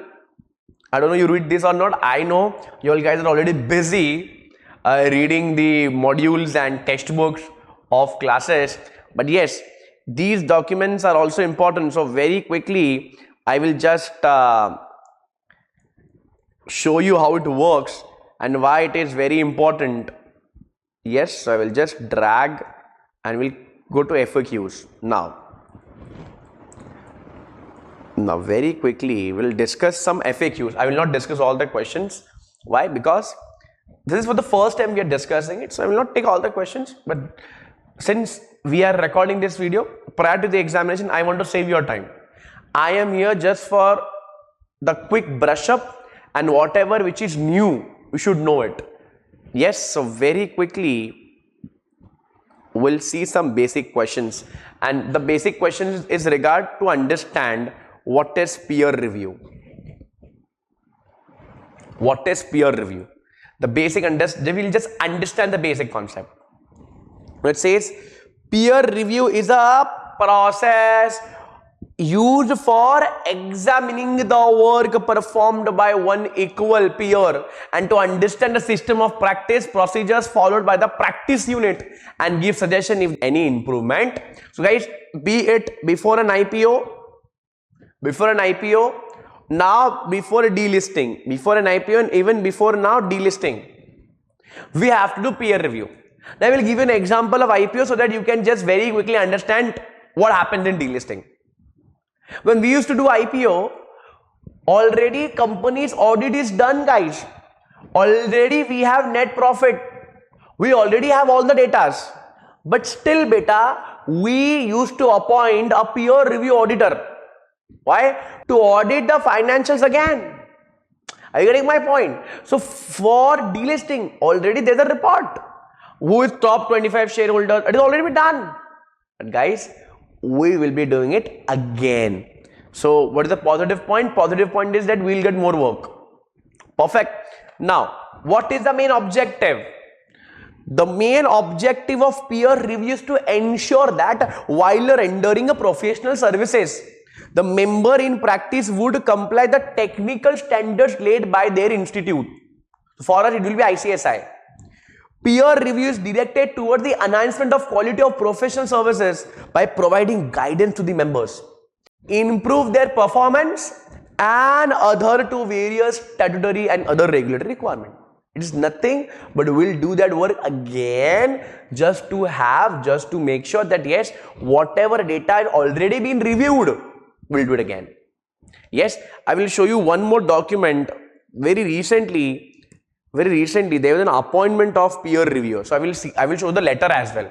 I am here to give you the practical knowledge, which will be also exam centric. I am not here just to give you all the amendment, but yes, you should also always try to take all the practical aspect, because ultimately you will be working in the corporate world. You should know how to write letter and what happens in real life. You will not see the books. Ultimately, you have to deal what is there in real life. So this is you can say a letter. It is basically a disclosure under regulation number 30 of LODR. 30 of LODR. That means disclosure after the meeting. What is this? This is an initial public announcement.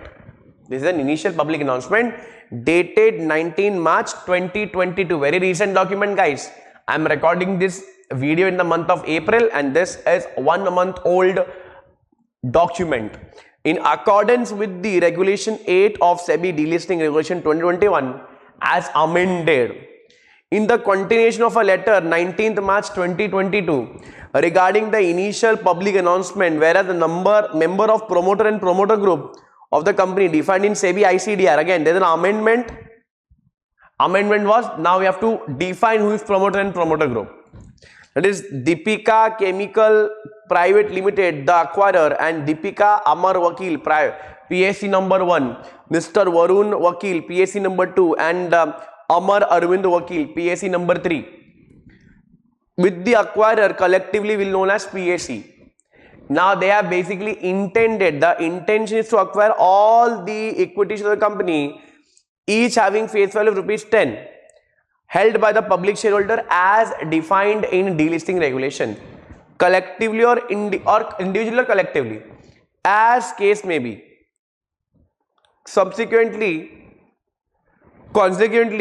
voluntarily delisting the equity shares from the stock exchange. They are presently listed in BSE. So this is only listed in BSE Limited. It says to make delisting offer in accordance with the delisting regulation. They wanted to make delisting. So for that, by the way on an update, we wish to inform that NL Bharti and Associates peer review company secretary has been appointed in accordance with the regulation number 10 of delisting regulation. This is for illicit industry.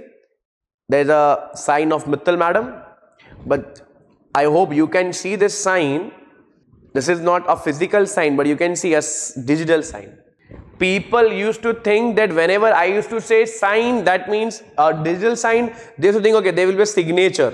No guys, whenever it is DSC, there will be a attachment like this. There will be an attachment like this. I hope you got this point. Now very quickly we'll go back to the module. So this was very much new. Why peer review? You can just take a screenshot, guys. Why we do peer review and what is the main objective of peer review? You should know these two questions. And I have just used what, sir? I have used ICSI peer review manual. These books are also important. Now you will not use it. Clear your final exams, final CS final exam, and then you can read it if you want to become a peer reviewer. Yes, and this was the appointment letter. Now let's come back to this module. So this was regulation number 10 of delisting. We'll take an approval. You already know this. You already know this about this approval. Now we did a nice question related to this. A special resolution shall be acted upon if the vote casted by public shareholder in favor of the proposal at least 2 times of the number of vote casted for the public against. Number of vote casted by the public shareholder against it. So I hope we have solved the question. We have solved the question while during the lecture. We have solved the question when we were doing our full lectures.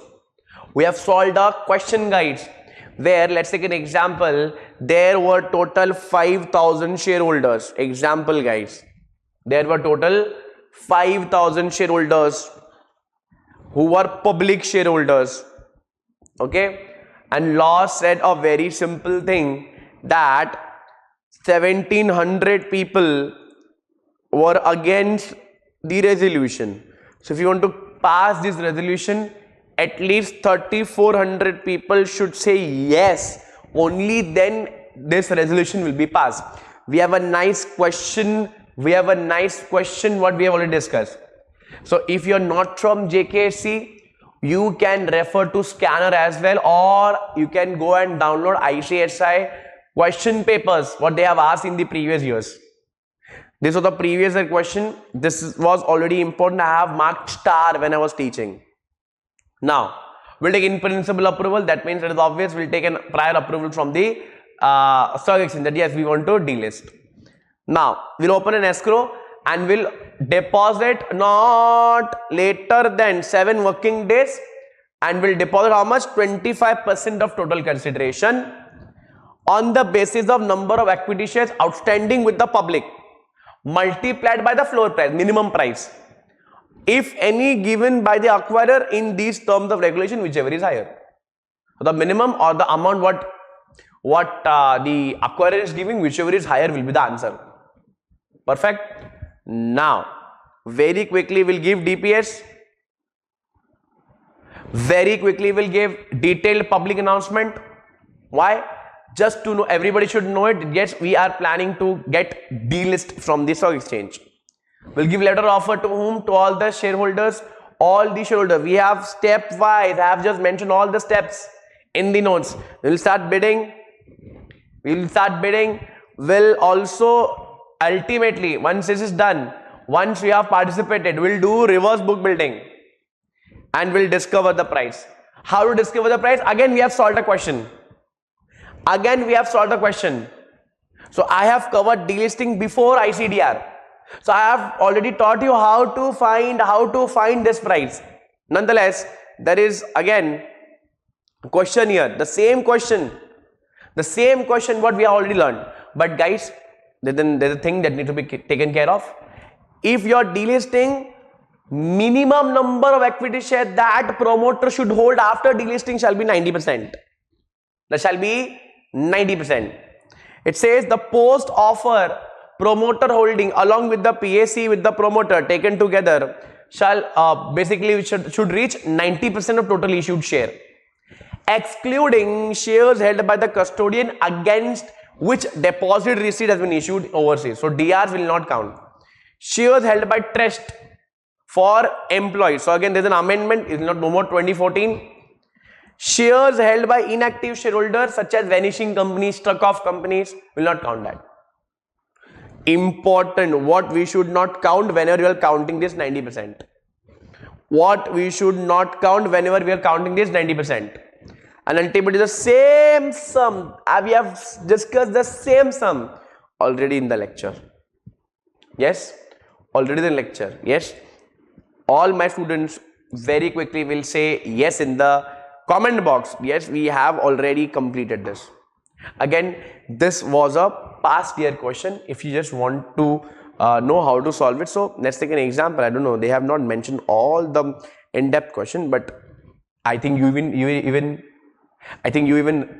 can recall the question as well, where promoter was holding, example, promoter was holding 75%, and to reach that 90% level we were about to take 15%. That means we have to at least acquire 15 lakh shares, the same that has been mentioned. We'll start from lower to higher. Why, sir? Ultimately I will be a buyer, a promoter will be buyer. Promoter will always interested to buy at a lower rate and not from higher rate. And whenever it is IPO, will always start from higher. Why? Because that time you will be getting money. So I will always interested to sell at higher rate. So once the price has been discovered, then you will ultimately accept the price or you will reject the price. That is, we have a case in regards to that. Now guys, we have a timeline already. They have not changed the timeline. If you see, 2 days, 4 days, 10 days, 4 days, 7 days, 5 days, 5 days, 10 days, the same thing. We have a timeline wise, point wise. I've already mentioned it. However, you can just see the revision lecture of the previous attempt. I think it is June 2021. We already uploaded a video regards to that. Nonetheless, if they failed the offer, then again they have to give those tendered shares back. Yes, and whatever you can say, they have to again give a PA that yes, it has been they are failed to acquire those shares. That they have failed to acquire those shares. Perfect. Now payment, you already know. Final application will make to the stock exchange that yes, we have completed the procedure. And remaining public shareholder tender their equity share. What is this? The remaining public shareholder whose share are neither accepted nor tendered all during bidding period shall have a right to tender minimum period of 1 year.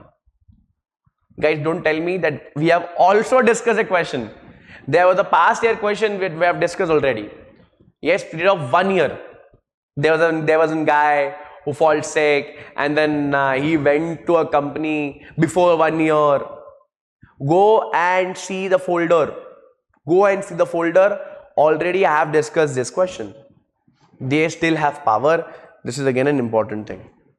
Now, obligation of a company, obligation of an acquirer. So if a company is planning to delist their company, delist their securities, how they will do it? So upon the receipt of DPS, the BOD of the company shall continue the committee of independent director to provide reasonable recommendation of delisting offer. So just to get that price, perfect price. Very recently, I think in the year 2020, Vedanta delisting was failed. Why? Because they have quoted a very less rate. I think it was 89. Now see the stock where it is trading. Yes, not only that, I think it is JSW Power, I guess. There was a hot news regard to this that they have quoted a very less rate and they are planning to delist. So again, it was loss for the shareholders. So the thing that you will be having a independent committee, independent directors committee in the you can say in the company. The next important thing is that the committee of independent directors shall provide a written reasoned recommendation for delisting of equity shares to the board and relation thereto. The committee may also seek professional advice. So generally merchant bankers are appointed to get that rate. Perfect. Now the committee of independent director will provide a reasoned recommendation on the delisting proposal, shall disclose the voting pattern of the meeting of the said discussion. Perfect. The company shall publish such recommendation of committee of independent director along with the details of voting pattern at least 2 days before the commencement of bidding period. Perfect. Where in the newspaper? So there are some duties of acquirer as well. If you remember the duties of acquirer in takeover, and if you read this, you will get it very quickly. Let's see. To make the prior to making the initial public announcement of the offer, delisting of equity share, the acquirer shall ensure that firm financial arrangement has been made by fulfilling the payment obligation. So it is very obvious. The acquirer shall ensure that content of initial public announcement, that a detailed public announcement, letter of offer of announcement shall about success or failure of the offer for delisting are true, fair and adequate, and all the material aspects are not misleading. Same thing what we used to do in takeover. The acquirer and the person acting in concert, which shall be jointly or severally reasoned responsible for the fulfillment of the applicable obligation under this regulation. Same thing what is there in takeover. So this is the same thing. Now this procedure is very important. Why? If you see this procedure, you're good to go. Just see this procedure. Yes, this procedure is, if you know this procedure, you are good to go. So we have a ready-made handwritten notes, what I have already provided during the sessions. If you see compulsory delisting, what is this compulsory delisting, sir? Where stock exchange will throw you out. Why? Because of non-compliance. So now you have to focus on this, regulation number 32(1). They can throw you out to the stock exchange, and will keep a panel, guys. In that panel, 2 director of stock exchange, 1 representative of individual association of Sebi, yes, by the Sebi, 1 representative from the Minister of Affairs or ROC, and 1 executive director or secretary of stock exchange. Same thing, we'll give public announcement, then either in English, Hindi and English newspaper, we'll wait for 15 days, within 15 days, if you agree, whoever the aggrieved party will make a representation, and if they are satisfied, then story ends. But if they're not satisfied, then they give a delisting order. Yes, then the same thing, guys. Then the stock exchange will appoint the registered valuer who will value it, and they will provide a rate. The promoter will get that rate. Promoter will buy those shares at the rate, the rate which has been provided by the valuer. The same thing, guys. So guys, people are saying that, sir, this is a new amendment, this is a new video, please make a video. You don't require it, just give a thorough reading.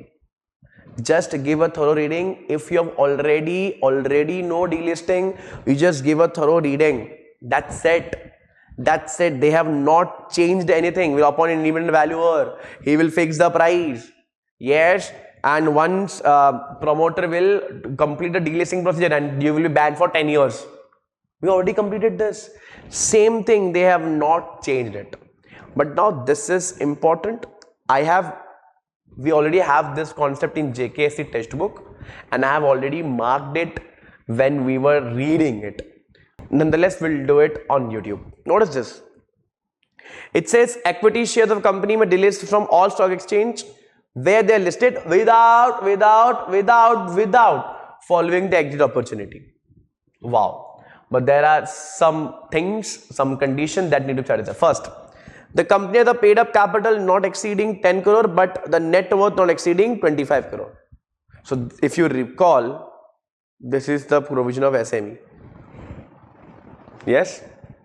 The number of equity shares of the company traded on such recognized stock exchange during last 12 calendar months immediately preceding, it's not preceding, preceding from the date of board meeting held the consideration of the proposal of delisting is less than 10%. That is, it is not FTS, not frequently traded shares.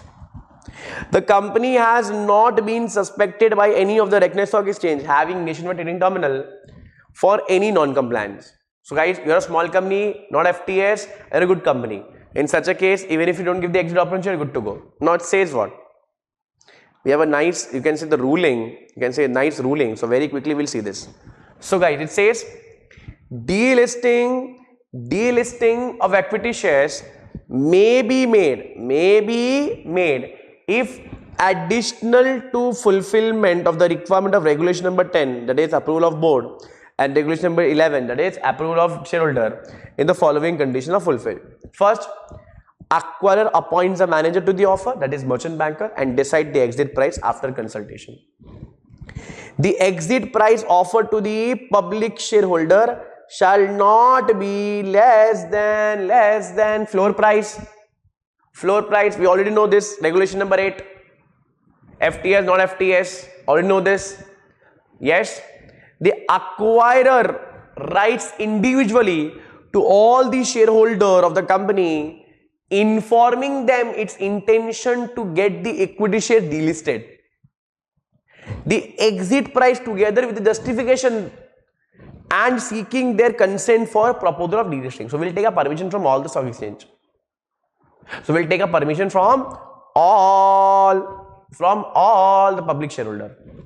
The public shareholder, irrespective of their number holding, yes, 90% or more of the public shareholding give their consent in writing to the proposal delisting and consent either of sell their equity shares at the price offered by the acquirer or continue to hold the equity shares, they are delisted. So we want 90% approval. The acquirer complete the process, invite a positive consent and finalize the proposal for delist the shares within 75 working days. This is something which is new. The acquirer make the payment of consideration in cash within 15 days from the expiry of 75 days. So guys, you will get the exit price but not soon, after 75 days. The communication to be made to the public announcement shall contain justification of the offer price and specially mentioned that consent for the proposal would include consent of dispensing the exit price. Discovery is very important. So the technically discovery is done by regulation number 8 of SCST. The acquirer shall be liable to pay interest at the rate of 10% per annum whose bid has been accepted in the delisting and not paid within the specified time. So you get 75 days, after that 15 days you have to make the payment. If you don't make the payment, the 10% is the penalty. Perfect. Within the time specified, however, it is done guys. However, in case of delay was not attributable to any act or omission, the acquirer or was caused due to circumstances beyond the control of the acquirer, Sebi may basically give a waiver as well to such interest. Yes, because of some uncertainty. Now, this is all about IGP. IGP, I hope you already know what is IGP. You know what is growth platform, and everybody is not allowed to list their shares. So, a company whose equity shares are listed in or traded on IGP, they can also delist If such delisting is approved by BOD, such delisting is been approved by BOD, such delisting is approved by the shareholders by passing the special resolution, or by, if postal ballot is applicable, then we'll do it by postal ballot. However, special resolution shall acted upon only if the vote casted by majority shareholder are in favor to such exit price. So majority of the public shareholder should be in the favor of such exit opportunity or exit approval or proposal. The delisting price, which is based on floor price, shall be determined in terms of regulation number 8. Again, you know what is regulation number 8. The post offer shareholding of the acquirer along with the PSE together with the share tendered reaches how many percentage? 75% of total issued share of that class shall be at least 50% of the public shareholder on the date of board meeting are tendered and accepted. So if, let's take an example, if the listing is 75-25, I hope you know what is the rule of 70-25. 75 mean public shareholder, 75% is the minimum promoter holding, and 25 is public shareholding. So it says if within the shares or tender reaches 75% of the total issue of that class and at least 50% of the shares of the public shareholder as in the date were tendered and accepted. So this is again a condition. Yes, again, if you don't understand this condition, just see this. It says the post offer shareholding of the acquirer along with the person acting in concert with it taken together with the share tender reaches 75%. If it reaches to 75% and at least 50% of public shareholders should accept it. Majority, if you see the majority, if you see here, it says majority of the public shareholding. Majority means what? 50%. The recognized stock exchange on which it is approved such delisting. So we'll take a in principle approval and we'll take an approval. And ultimately it is done. The question here, question is the equity share of XYZ Limited has been delisted from the stock exchange. When can an application can be made for listing of equity shares? When can they make a listing again? Yes, it is equity shares and not Sahars. Typing mistake. So it says no application shall be made in respect of equity shares which is being delisted under chapter 3 for a period of 3 years for delisting which has been delisted from chapter number 5. Yes, that means voluntary exit, it was 5 previous, that is 3, and for compulsory it is now 10. This is what the basic thing you should know. It says following whose equity shares has been delisted pursuant to resolution plan under 31 of IBC. It also says whose equity shares are listed and traded on IGP and who's delisted as per regulation number 35, small companies. Then this is again Sebi has some power, they can give some relaxation. And what are the role of company secretary? Now you can see a new role here and I've just discussed that. So in a nutshell, if you already read delisting, you just have to read 2 to 3 new concepts. First is this, second will be this, third will be this. We already covered this, but still. And the peer auditor. Yes. What is that? So I've already discussed it.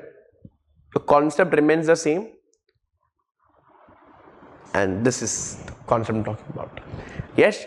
This is something new, so you already know. Just take a screenshot. I think we can just go back and you can take the screenshot as well. What is that peer? Just go there and I will just click on the FAQs so that even you can get the FAQs. You can take a screenshot. Pause the video and take a screenshot. So why and what? So what is peer review? Pause the video, guys, and you can write it in your notebook. And what are the main objective? This is something which is new. I have also discussed some practical aspect regards to this. The chapter is as same what you have already covered. I will repeat again. But the things which were new is duly completed. Yes, now after completing whole concept of delisting, we will be discussing some important concept of LODR. Now, whenever I say important, that means yes, it is, in sense, it is really important.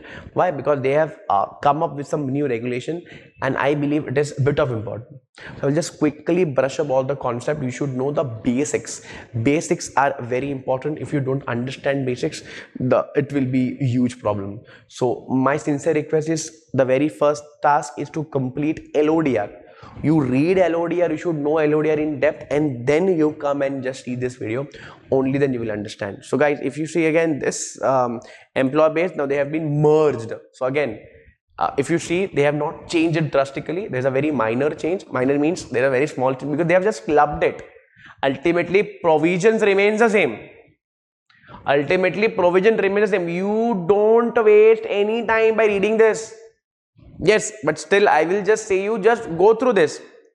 We have already covered what is employee stock option, what is employee stock purchase scheme, what is stock appreciation, SARS, what is GBS, what is retirement, what is sweat. We have covered individually, guys. We have covered individually every concept, and I will just give you a gist about it. I will just give you a gist about it. Non-applicability remains the same. What is employee? I will give you just about it. Who is employee? It says employee is designated by a company who is exclusively working in India or outside India. A director of a company, whether whole time or not included non-executive director, who is not a promoter or member or promoter group, but excluding independent director. So basically it says whole time director, but non-executive will be there. But who shall not be a promoter. If you are a promoter, you are not counted. If you are an independent director, you are not counted. Yes, it says director of a company, whether the whole time director or not, including non-executive director, who is not a promoter or a member of promoter group. So promoter and promoter group are not allowed. They have not covered in this definition. But yes, they have excluded also independent director. Employee means not only of my company, but my subsidiary group, my promoter group, everybody covers into that. Yes, same promoter group. So we have already covered this. In my full lecture, I have covered this. Now, scheme, you already know schemes. Second audit, you already know this. Already know this, guys. Now, do you see any change in this definition? Do you see any change in definition? What is ESOP, what is ESPS, what is GBS, and what is RBS? Yes. What is GBS, sir? General Employee Benefit Scheme. What is this scheme? This scheme is basically where we give a welfare to our employees, including health care, hospital care, sickness, accident, disability. RBS is that scheme where we tend to give some retirement benefits. And sweat is what? Already we know. Appreciation is for SARS. Exercise, what is vesting, what is exercise, what is exercise period? You already know. They have not changed anything. I will repeat again. They have just merged it. They have just merged it into a single regulation. Yes, if you say what is SAR, you already know this SAR. In SAR, you don't get any certificate. In SAR, you don't get any shares. You don't get any shares. You just get the paper which have some power of underlying shares. And after it appreciate, you can just take that money. This is nothing but a lollipop where you have to work hard. We all know what is SAR. What is this SAR guarantee? Means an employee whom SAR is granted. SAR is granted trust. I hope you know that. ESOP can be given in two route. Trust and individual route or company route. We have already done that. Very quickly we'll just this was our sweat shares notes. Sweat shares notes. So we already know what is 288. We already know what is 288. Yes, we know which company gives sweat like hell. You can cite in pharma companies are the companies which gave the majority of the shares. We know what is 54. We already know what is 54, guys. Yes, we already know what is 54. Now, is it preferential? The same thing. You can just go and see this. I will show you everything. These notes were the same notes which is based on the before the amendment, and I will just show you in the module as well, not in the module but in the supplement, guys. So the SAR, they have not changed something which is very drastic. Let's see this. So I will just give you a gist that is not been, like, there's no drastic change. So let's read this accounting treatment. What is the accounting treatment? It says, where the sweat shares has been issued for non-cash consideration, such non-cash consideration shall be treated in the following manner. Where non-cash consideration takes from a depreciable or amortizable asset, it shall be carried to a balance sheet. And if it is not, we have not received any asset, then it will be expense as per AS. Now we'll just see what was there, what was the old provision. We'll see what was the old provision. Okay, so there's a pricing, there's a change in pricing. But let's see the accounting treatment. Same, guys. Just read it. Just pause this video and just read it.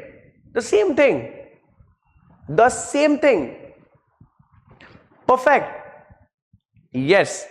Now, let's read about valuation. Let's read about valuation. Just pause this video. Just pause it. Yes, and just read this. Yes, merchant banker, same, they have not changed anything. Yes, now things which is changed, things which is different is this. Pricing. So for pricing, they says, please go and refer our preferential pricing. Yes, preferential issue. Less than 26 week, more than 26 week. That concept needs to be followed. Yes, I hope everything is same, guys. Everything is same. If I just tell you the trick that those two chapters are still there in our syllabus, but in the form of one single chapter. Yes, this is the fact, this is the reality, and just give one simple reading. Yes, just give one simple reading. If you feel any doubt, just put it in the comment box. If you feel after reading this, since you have already read this chapter, but not in a single way, but in a two different chapter, but still if you find anything which is difficult, do drop a comment in the comment box and I will revert to you ASAP, very quickly. So this chapter should not be a headache now. People are texting me, sir, what to do? Now I believe this should not be a headache now. You should work on those amendments which you can just expect some questions. No doubt, we will be expecting questions from this chapter. Why? Because it's an amendment. So we'll have to put our 110% attention. But don't make it an issue that, so this is new. It is. But they have combined, but they have not changed. So my sincere and simple request, please read the old notes, but you will be substituting. Now you will be substituting with new regulation number. And what is that? Let's come and let's read this. So now you will be substituting as Sebi Employee Benefit and Equity Shares Regulation 2021. So you will not waste your time by watching videos. You just have to make sure that you read all the notes and read this supplement once. It will take 1.5 hours maximum. And still, if you feel that it's, oh sir, this is different, do drop a message in the chat box. Very quickly. Yes sir, no sir. So the reason I started making this video was delisting, and you find it, sir, this is not something which was new. The old one is in the continuation, but they have changed the numbers. Second, same. They have changed the sequence, they have just merged it. The concept remains the same. Perfect. Now, we'll go and just check the index. If you see, again, there is very small amendment in SCRA, that there is an inclusion of some rule, not so important. In Sebi, we have two cases. In ICDR, we have completed what was there in ICDR. LODR, we have to do it. Delisting is same. This is already same. Yes, they have merged it into one. PIT done, mutual fund done, guidance done. This is done. Again, there's some amendments, not so important, but yes, I will just give you a gist, which is, I believe, which is important. Miscellaneous is nothing but this is related to LODR. So where is LODR? Yes, this is LODR. So it is related to LODR. So if you know this, even this is miscellaneous. So very quickly now we'll start with the next chapter's amendment, that is Sebi LODR's you can say amendment. Yes, we'll start with Sebi LODR's amendment. So guys, this is what is there in miscellaneous. Yes, this is there. This is the new concept what is there in miscellaneous. But now we'll do what has been changed in LODR. That is very, very important. So the next chapter we will be covering is LODR. So guys, just a kind reminder, if you already know LODR, so I will be just mentioning, okay, we have already covered this in my regular batches. So we'll just denote this way. Come on. Now very quickly we'll just mark, or there's a change in the number. The very first thing is that listed entity shall ensure an approval of shareholder for appointment of person of BOD in the next general meeting or within the 3 months from the date of appointment, whichever is earlier. So you will basically have to take an approval. This is a new regulation. I will really recommend to write it somewhere. Next, at least 2/3 of the member of the audit committee shall be independent and all related parties shall be approved by independent directors of audit committee. This is something which is new. Next, the composition of NRC has been modified and to include 50% of independent director, which was 2/3. Yes. Next, the appointment and reappointment and removal of independent director of listed company shall be subject to the approval of shareholder by way of special resolution. This is something new. The requirement of undertaking directors and officer insurance has been extended to top 1000 companies. So all 1000 top companies, as per their market capitalization, we will be taking insurance for their top officers. No independent director who resigns from the listed entity shall be appointed as an executive whole-time director on the board of listed company, its subsidiary, its associate company, or on the board of the company belonging to the promoter group for at least 1 year. So guys, 1 year is nothing but the cooling period. If I resign as an independent director, so I will not allowed to become a director or MD in any promoter group, associate, subsidiary of a company which I was an independent director. I can become a director only after a year. So we have a cooling period related to this. Now disclosure of promoter and promoter group. So we just now in one letter, I will just show you that. So this is the letter which includes the disclosure of all the promoters. So very quickly we'll just go here. So as per regulation 31(4) of LODR 2015 is mandatory that all entities falling under promoter and promoter group be disclosed separately in the shareholding pattern.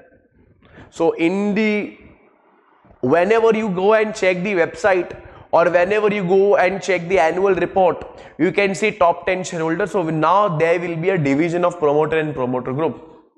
Perfect. Now you can see a big disclosure. You can see the very big disclosure, or you can say the very big provision is here. Now what is this provision? Very quickly, it says now we will be having non-convertible debt securities and not convertible redeemable preference shares. If now they are listed, then we have to also follow LODR. It says LODR shall also apply to a listed company which has listed non-convertible securities on recognized stock exchange, The provision of this regulation will become applicable to listed companies. Perfect. On the basis of the criteria of the value of outstanding listed debt shall continue to apply to all the entities even if they fall below the threshold limit. Now what is this basic rule? What is this basic rule? So we have a limit, guys. They have given us some number. Yes, they have given us some number. The number is what, sir? This is the number. Whenever this value or this amount of value comes into a company, within 6 months, you have to follow all the provisions of LODR. Very, very important. Yes, when it is applicable, you have to follow that. Yes. Now, you have to intimate the same to stock exchange. Now, this is something which is addition. Now, what you will intimate? This A, B, C, D, E also. What is A? A, an alteration in the form or the nature of non-convertible security that are listed on the stock exchange. So, you will just mention on the rights privileges. On alteration of interest dividend, you will intimate them. You have the financial results quarterly, annually. If there is any fundraising by issuing of non-convertible securities, then again you have to disclose it to the stock exchange. Any matter affecting the right of the interest of the holder of non-convertible security, again you will be disclosing it to the stock exchange. It also says the entity shall also intimate stock exchange not later than commencement of dispatch of notice. Notice of what's the notice of this above event? Any annual general meeting or EGM that has been proposed to held obtaining shareholder approval in clause C and D. So if you want to do C and if you want to do D, you have to take approval. So we'll mention, we'll take an approval, we'll intimate the same to the stock exchange. Perfect.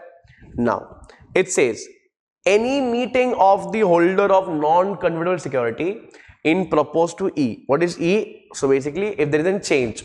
So if you want to change the rights of the non-convertible securities, you have to take permission from them. Only then you can do that, guys. Only then you can do that. Same as financial result. What generally we have already learned that within the end of the quarter, you have to file all the annual reports, all the financial reports, all the financial results within how many days?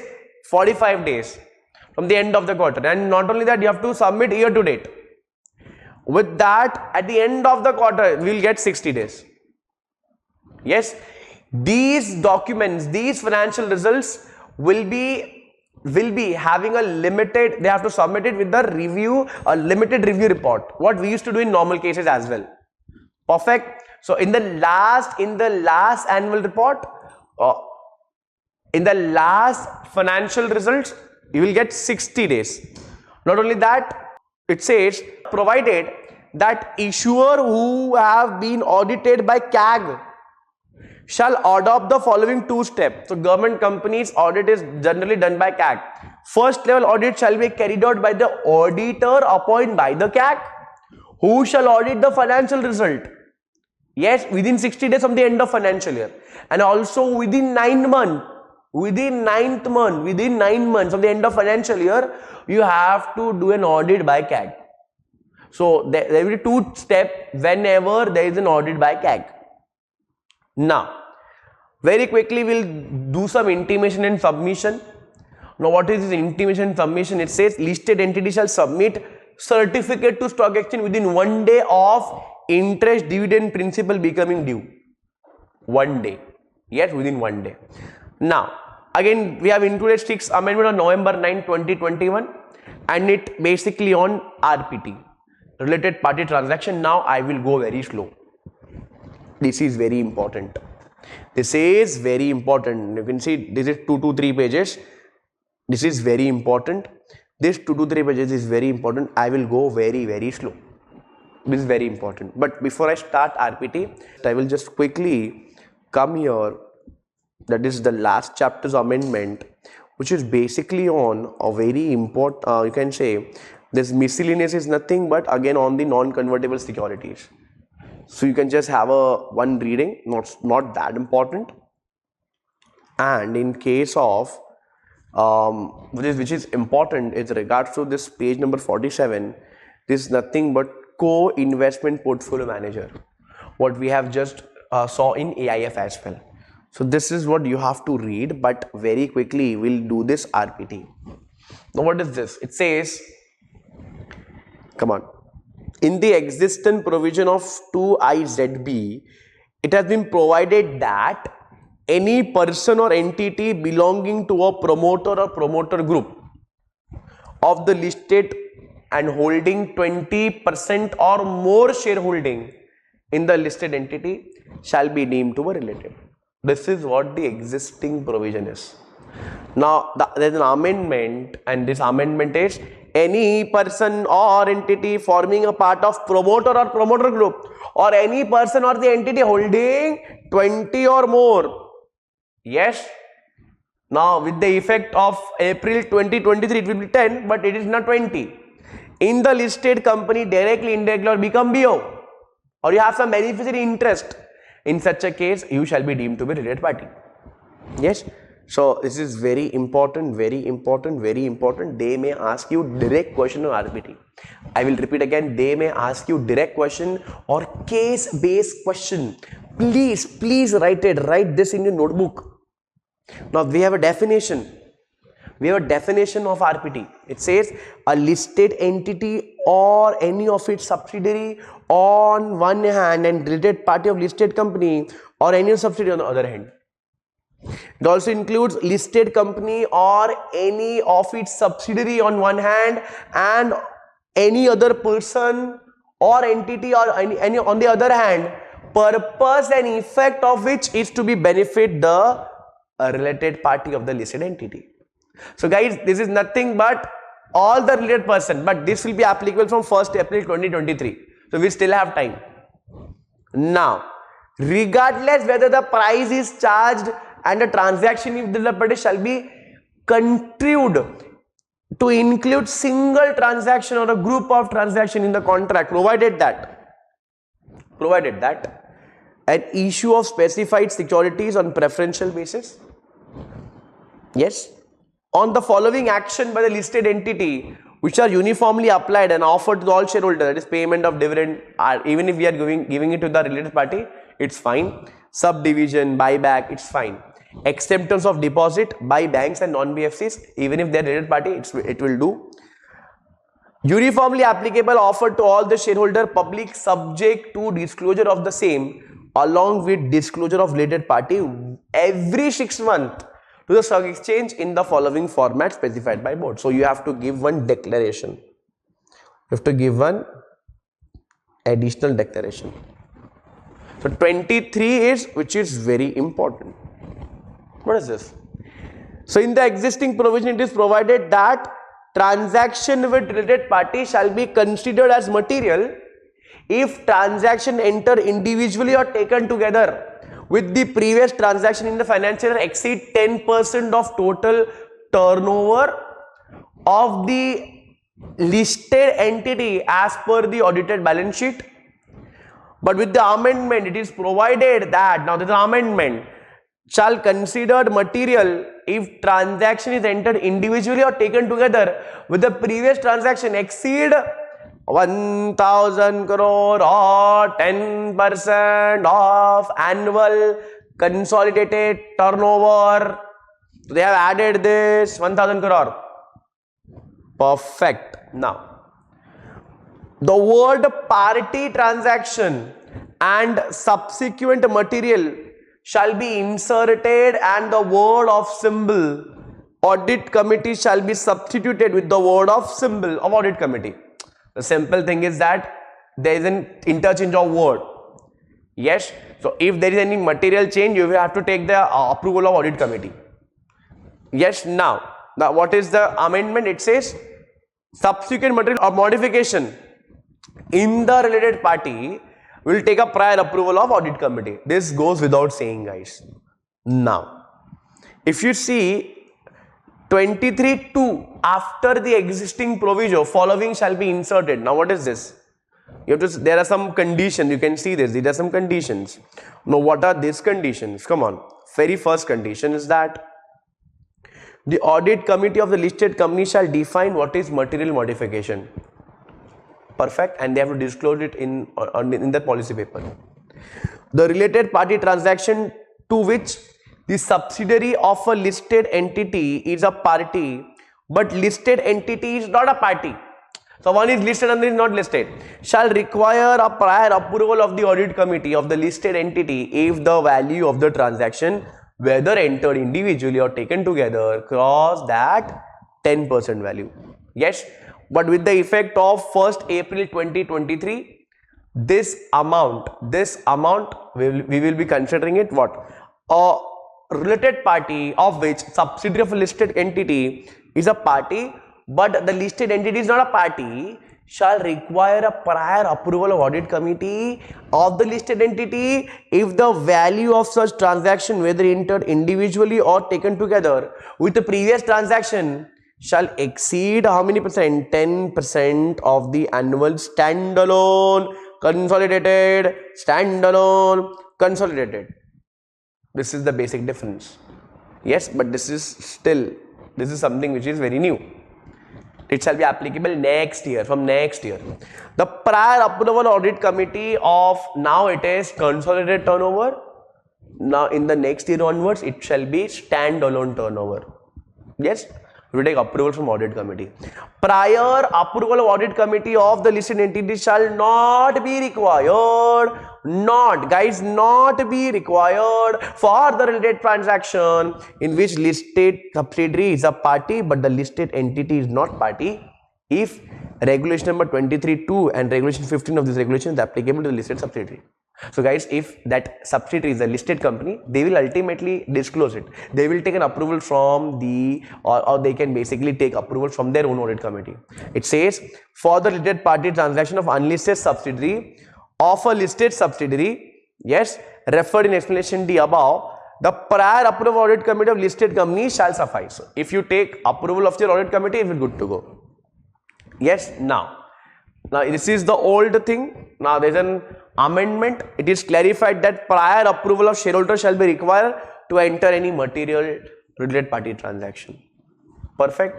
Now 23(4) it says, related party for unlisted subsidiary of a listed subsidiary. Yes, for a related transaction of unlisted subsidiary of a listed subsidiary as required above, the prior approval of the shareholder of that subsidiary company shall suffice. Perfect. They are just telling us in branch. They are just telling us in branches. Yes, the transaction shall be in branches. Perfect. Okay. Now you can just see something which has been omitted. What is omitted? See also, it says transaction between two wholly owned subsidiaries of listed company whose accounts are consolidated with such holding company and placed before the shareholder meeting for approval. So even that is good too. Yes, this basically once it is consolidated and if you ask the shareholder, it is good to go. Now what we have omitted? We have omitted this 23(9) shall be substituted with the following names. The 9 is, the listed entity shall submit the stock exchange disclosure to the related party transaction in the format as specified by the board from time to time. Just have to make some disclosures. Provided a high yield, high value debt listed entity shall submit the disclosure along with the standalone financials for half year. This is new. Yes. Provided further, the listed entity shall make disclosure for every 6 months within 15 days from the end of the, or we can from the date of publication of its standalone and consolidated financials. And provided further that the listed entity shall make disclosures every 6 months on the date of publication of standalone and financials from the effect of 1st April. So this is not yet applicable, but yes, this 3 points is applicable. You have to make some disclosures. Yes, the very first is within half year basis and then 6 months. Every 6 months within 15 days from the date of publication of your standalone results. This was something which is very important. Now, again you can see 23 of LODR amended, which is related to RPT. The information that will be reviewed by audit committee. You guys need to understand type, nature, the term, yes, the name of the related party, the tenure, the proposed transaction, the value, the percentage of listed company. You can see these are some basic things. These are some basic things, that is cost, nature, indebtedness, and who is the ultimate beneficiary, justification why the RPT is in the interest of listed company, then you have to give a copy of valuation. Since if there is an undervaluation, we have to give some valuation report as well. So we'll have to do this. Information will be provided to shareholder for consideration of RPT. Guys need to understand these information. Again, committees shall take care of. It says a summary of information provided by the management of listed entity of the audit committee specified above. That is, above means these things. Yes, it also says justification for why the proposed transaction is the interest of listed entity. Only if it is positive for the listed entity, only then you can enter it, right? So the audit committee will give that information. Where the transaction related to any loan, intercorporate deposits, advance and investment made or given by the listed entity or by subsidiary, which is basically under point 4F. You can see that 4F point. Yes, this intercorporate loan. Yes, 4F. It says the requirement of disclosure of source of fund and cost of fund is very important. What is source of fund? Where you are getting the money. Cost of fund, what is the percentage that you will be paying. The statement that the valuation or other external report, if any. So audit committee is very much accountable for these things. Yes, and it shall be made available through registered email to the email address of the shareholder. Percentage of counterparty annual turnover. You can again have to mention that what is the percentage. Also, any other information as may be relevant. You have to submit this RPT to the stock exchange, and it is affected from 1st April 2022. So guys, my sincere and the simple thing what you can do, you just have to read 8 things which is very important. I'm just telling you as for the exam perspective, what are the basic things which need to be included in the report. Perfect. Which thing need to be, you can say, included. Yes, things that need to be included. Perfect. Now, once you've done this, the LODR part is done. Lastly, I will just go and discuss 2 cases in Sebi Act, and this is the last amendment or the last chapter, that is adjudicating officer versus Bhavesh Pawari. So what has happened in this case? The fact of his case, I will just sum it up in very quickly what happened in this case. So you already know that adjudicating officer has a power to decide the quantum. We already know the quantum is, to decide the quantum, this ABC is already there. We'll see the gain, how much investor had made loss, and what is the nature, the repetitive nature on the basis of this. Now there's a question that you can just say, does adjudicating authority has a discretionary power to decide the quantum? So court held yes, they have discretionary power. Guys, you guys need to understand, these are just an example. These are just an example. In real life there can be scenarios which is totally different. So yes, they do have that power. And if you see, the next important case is Nilesh Kumar Radhasham Lohati, that is a noticee, and the matter is basically Supreme Text Mart Limited with Sebi. In this case, what happened, they have given, this noticee has given wrong, you can say wrong information to what Sebi has basically given order. Sebi imposed a penalty of 8 lakh to noticee under the provision of 15 HB of Sebi Act. It also established that noticee provided incorrect information to the investigating authority. As you know, investigating authority has a power to investigate on the companies. Yes, Sebi do have power if they feel that yes, this company is violating some of the other provision of Sebi or the securities law. They have that power. Yes, if it's they have hampered the process of investigation, thus violating the provision of 11C. With section 11C of Sebi Act 92, it was deliberately attempt of the noticee to misguide the investigation. Section 11C3 of the Sebi Act empowers IA, investigating authority, to obtain record, document, information, etc. as considered relevant. So you need to understand, if you are giving it wrong, falsified, or you are just tampering it, you will be held responsible for it. The IA also have power to keep those documents under their custody. We already done in my regular lectures. So guys, if I just say a sum up, I think this video is approximately of 3.5 hours, I believe. When I'm recording it, I don't know the exact time, but yes, it is approximately 3.5 hours. Guys, you guys need to understand the crux part. I made this video because of a simple reason that people were texting me, sir, there's a big amendment. The amendments were big, not on the context of you can say delisting. I have just simplified your delisting. How? If you have my handwritten notes, you just have to read the handwritten notes. That suffices everything. But you guys need to understand one simple thing. What is that? Whenever in employee based option, previously we would write 2014, now we'll write 2021. That's an amendment. My sincere request, this is my sincere request, please go and read some important topics. So very quickly I will just go through this supplement. I will tell you all important topics which is very, very important. So very quickly, if we say SCR is, again they have just included some basic thing. This case is important, that 15 on 15J. So does adjudicating officer or adjudicating officer has the power of what, sir? Has power to quantify the penalty? Yes, they can quantify the penalty. They have some discretionary power. This was the first important thing that you have taken care of. Again, in ICDR, we have some important things. First, lock-in is very important. Second, you can say superior shares. Yes, now they are allowed to list it. So these are two important concepts. In LODR, first is the change in the composition of the committee of the board. Second is RPT, very, very important. RPT, very, very important. And if very quickly we'll jump on to the delisting, so we'll follow our old notes.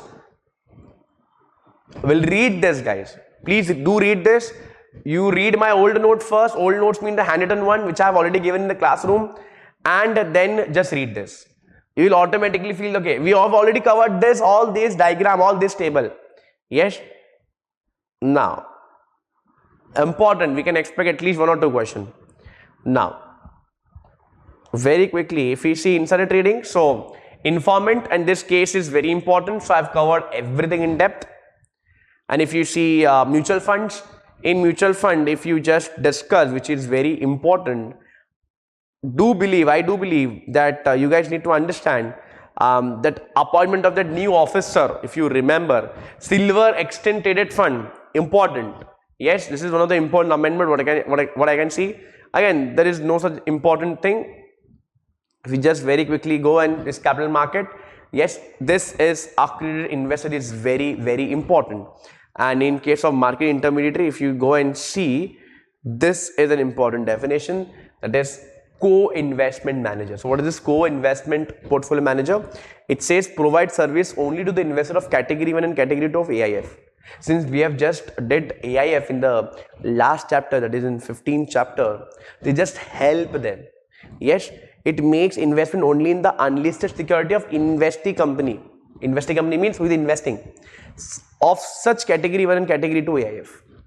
Provided that co-invest portfolio manager may provide services to investor from category 1 or category 2 AIF which are managed by them or the same sponsor. This is kind of important. And rest of the thing, just do one reading, but whatever concept I have just mentioned are very, very important. So guys, this is an end of this revision lecture, guys. This is an end of this revision lecture. But before I end this revision lecture, don't be selfish. Share this video to your friends who are planning to attempt in June 2022. If you feel any doubt, if you feel anything, you just drop a message in the comment box. I will reply ASAP. Perfect. And how you like the lecture, please drop a message in the comment box. It is very important to share with your friends. If you want that whole, if you just want that the handwritten concept or whatever I have just mentioned, you can go to JK Shah Online and you can go and have a look on handwritten notes. You can just buy that course as well, that is there on the website. But yes, don't forget to share this video with your friends. I hope you will be doing the best in your examination. You still have good amount of time. The time management is very important, guys. I will be coming up very quickly with a next video with some interesting amendments or some with interesting concepts. So I will see you in the next video. Bye bye, take care, good night, and stay tuned for awesome lessons. Bye bye.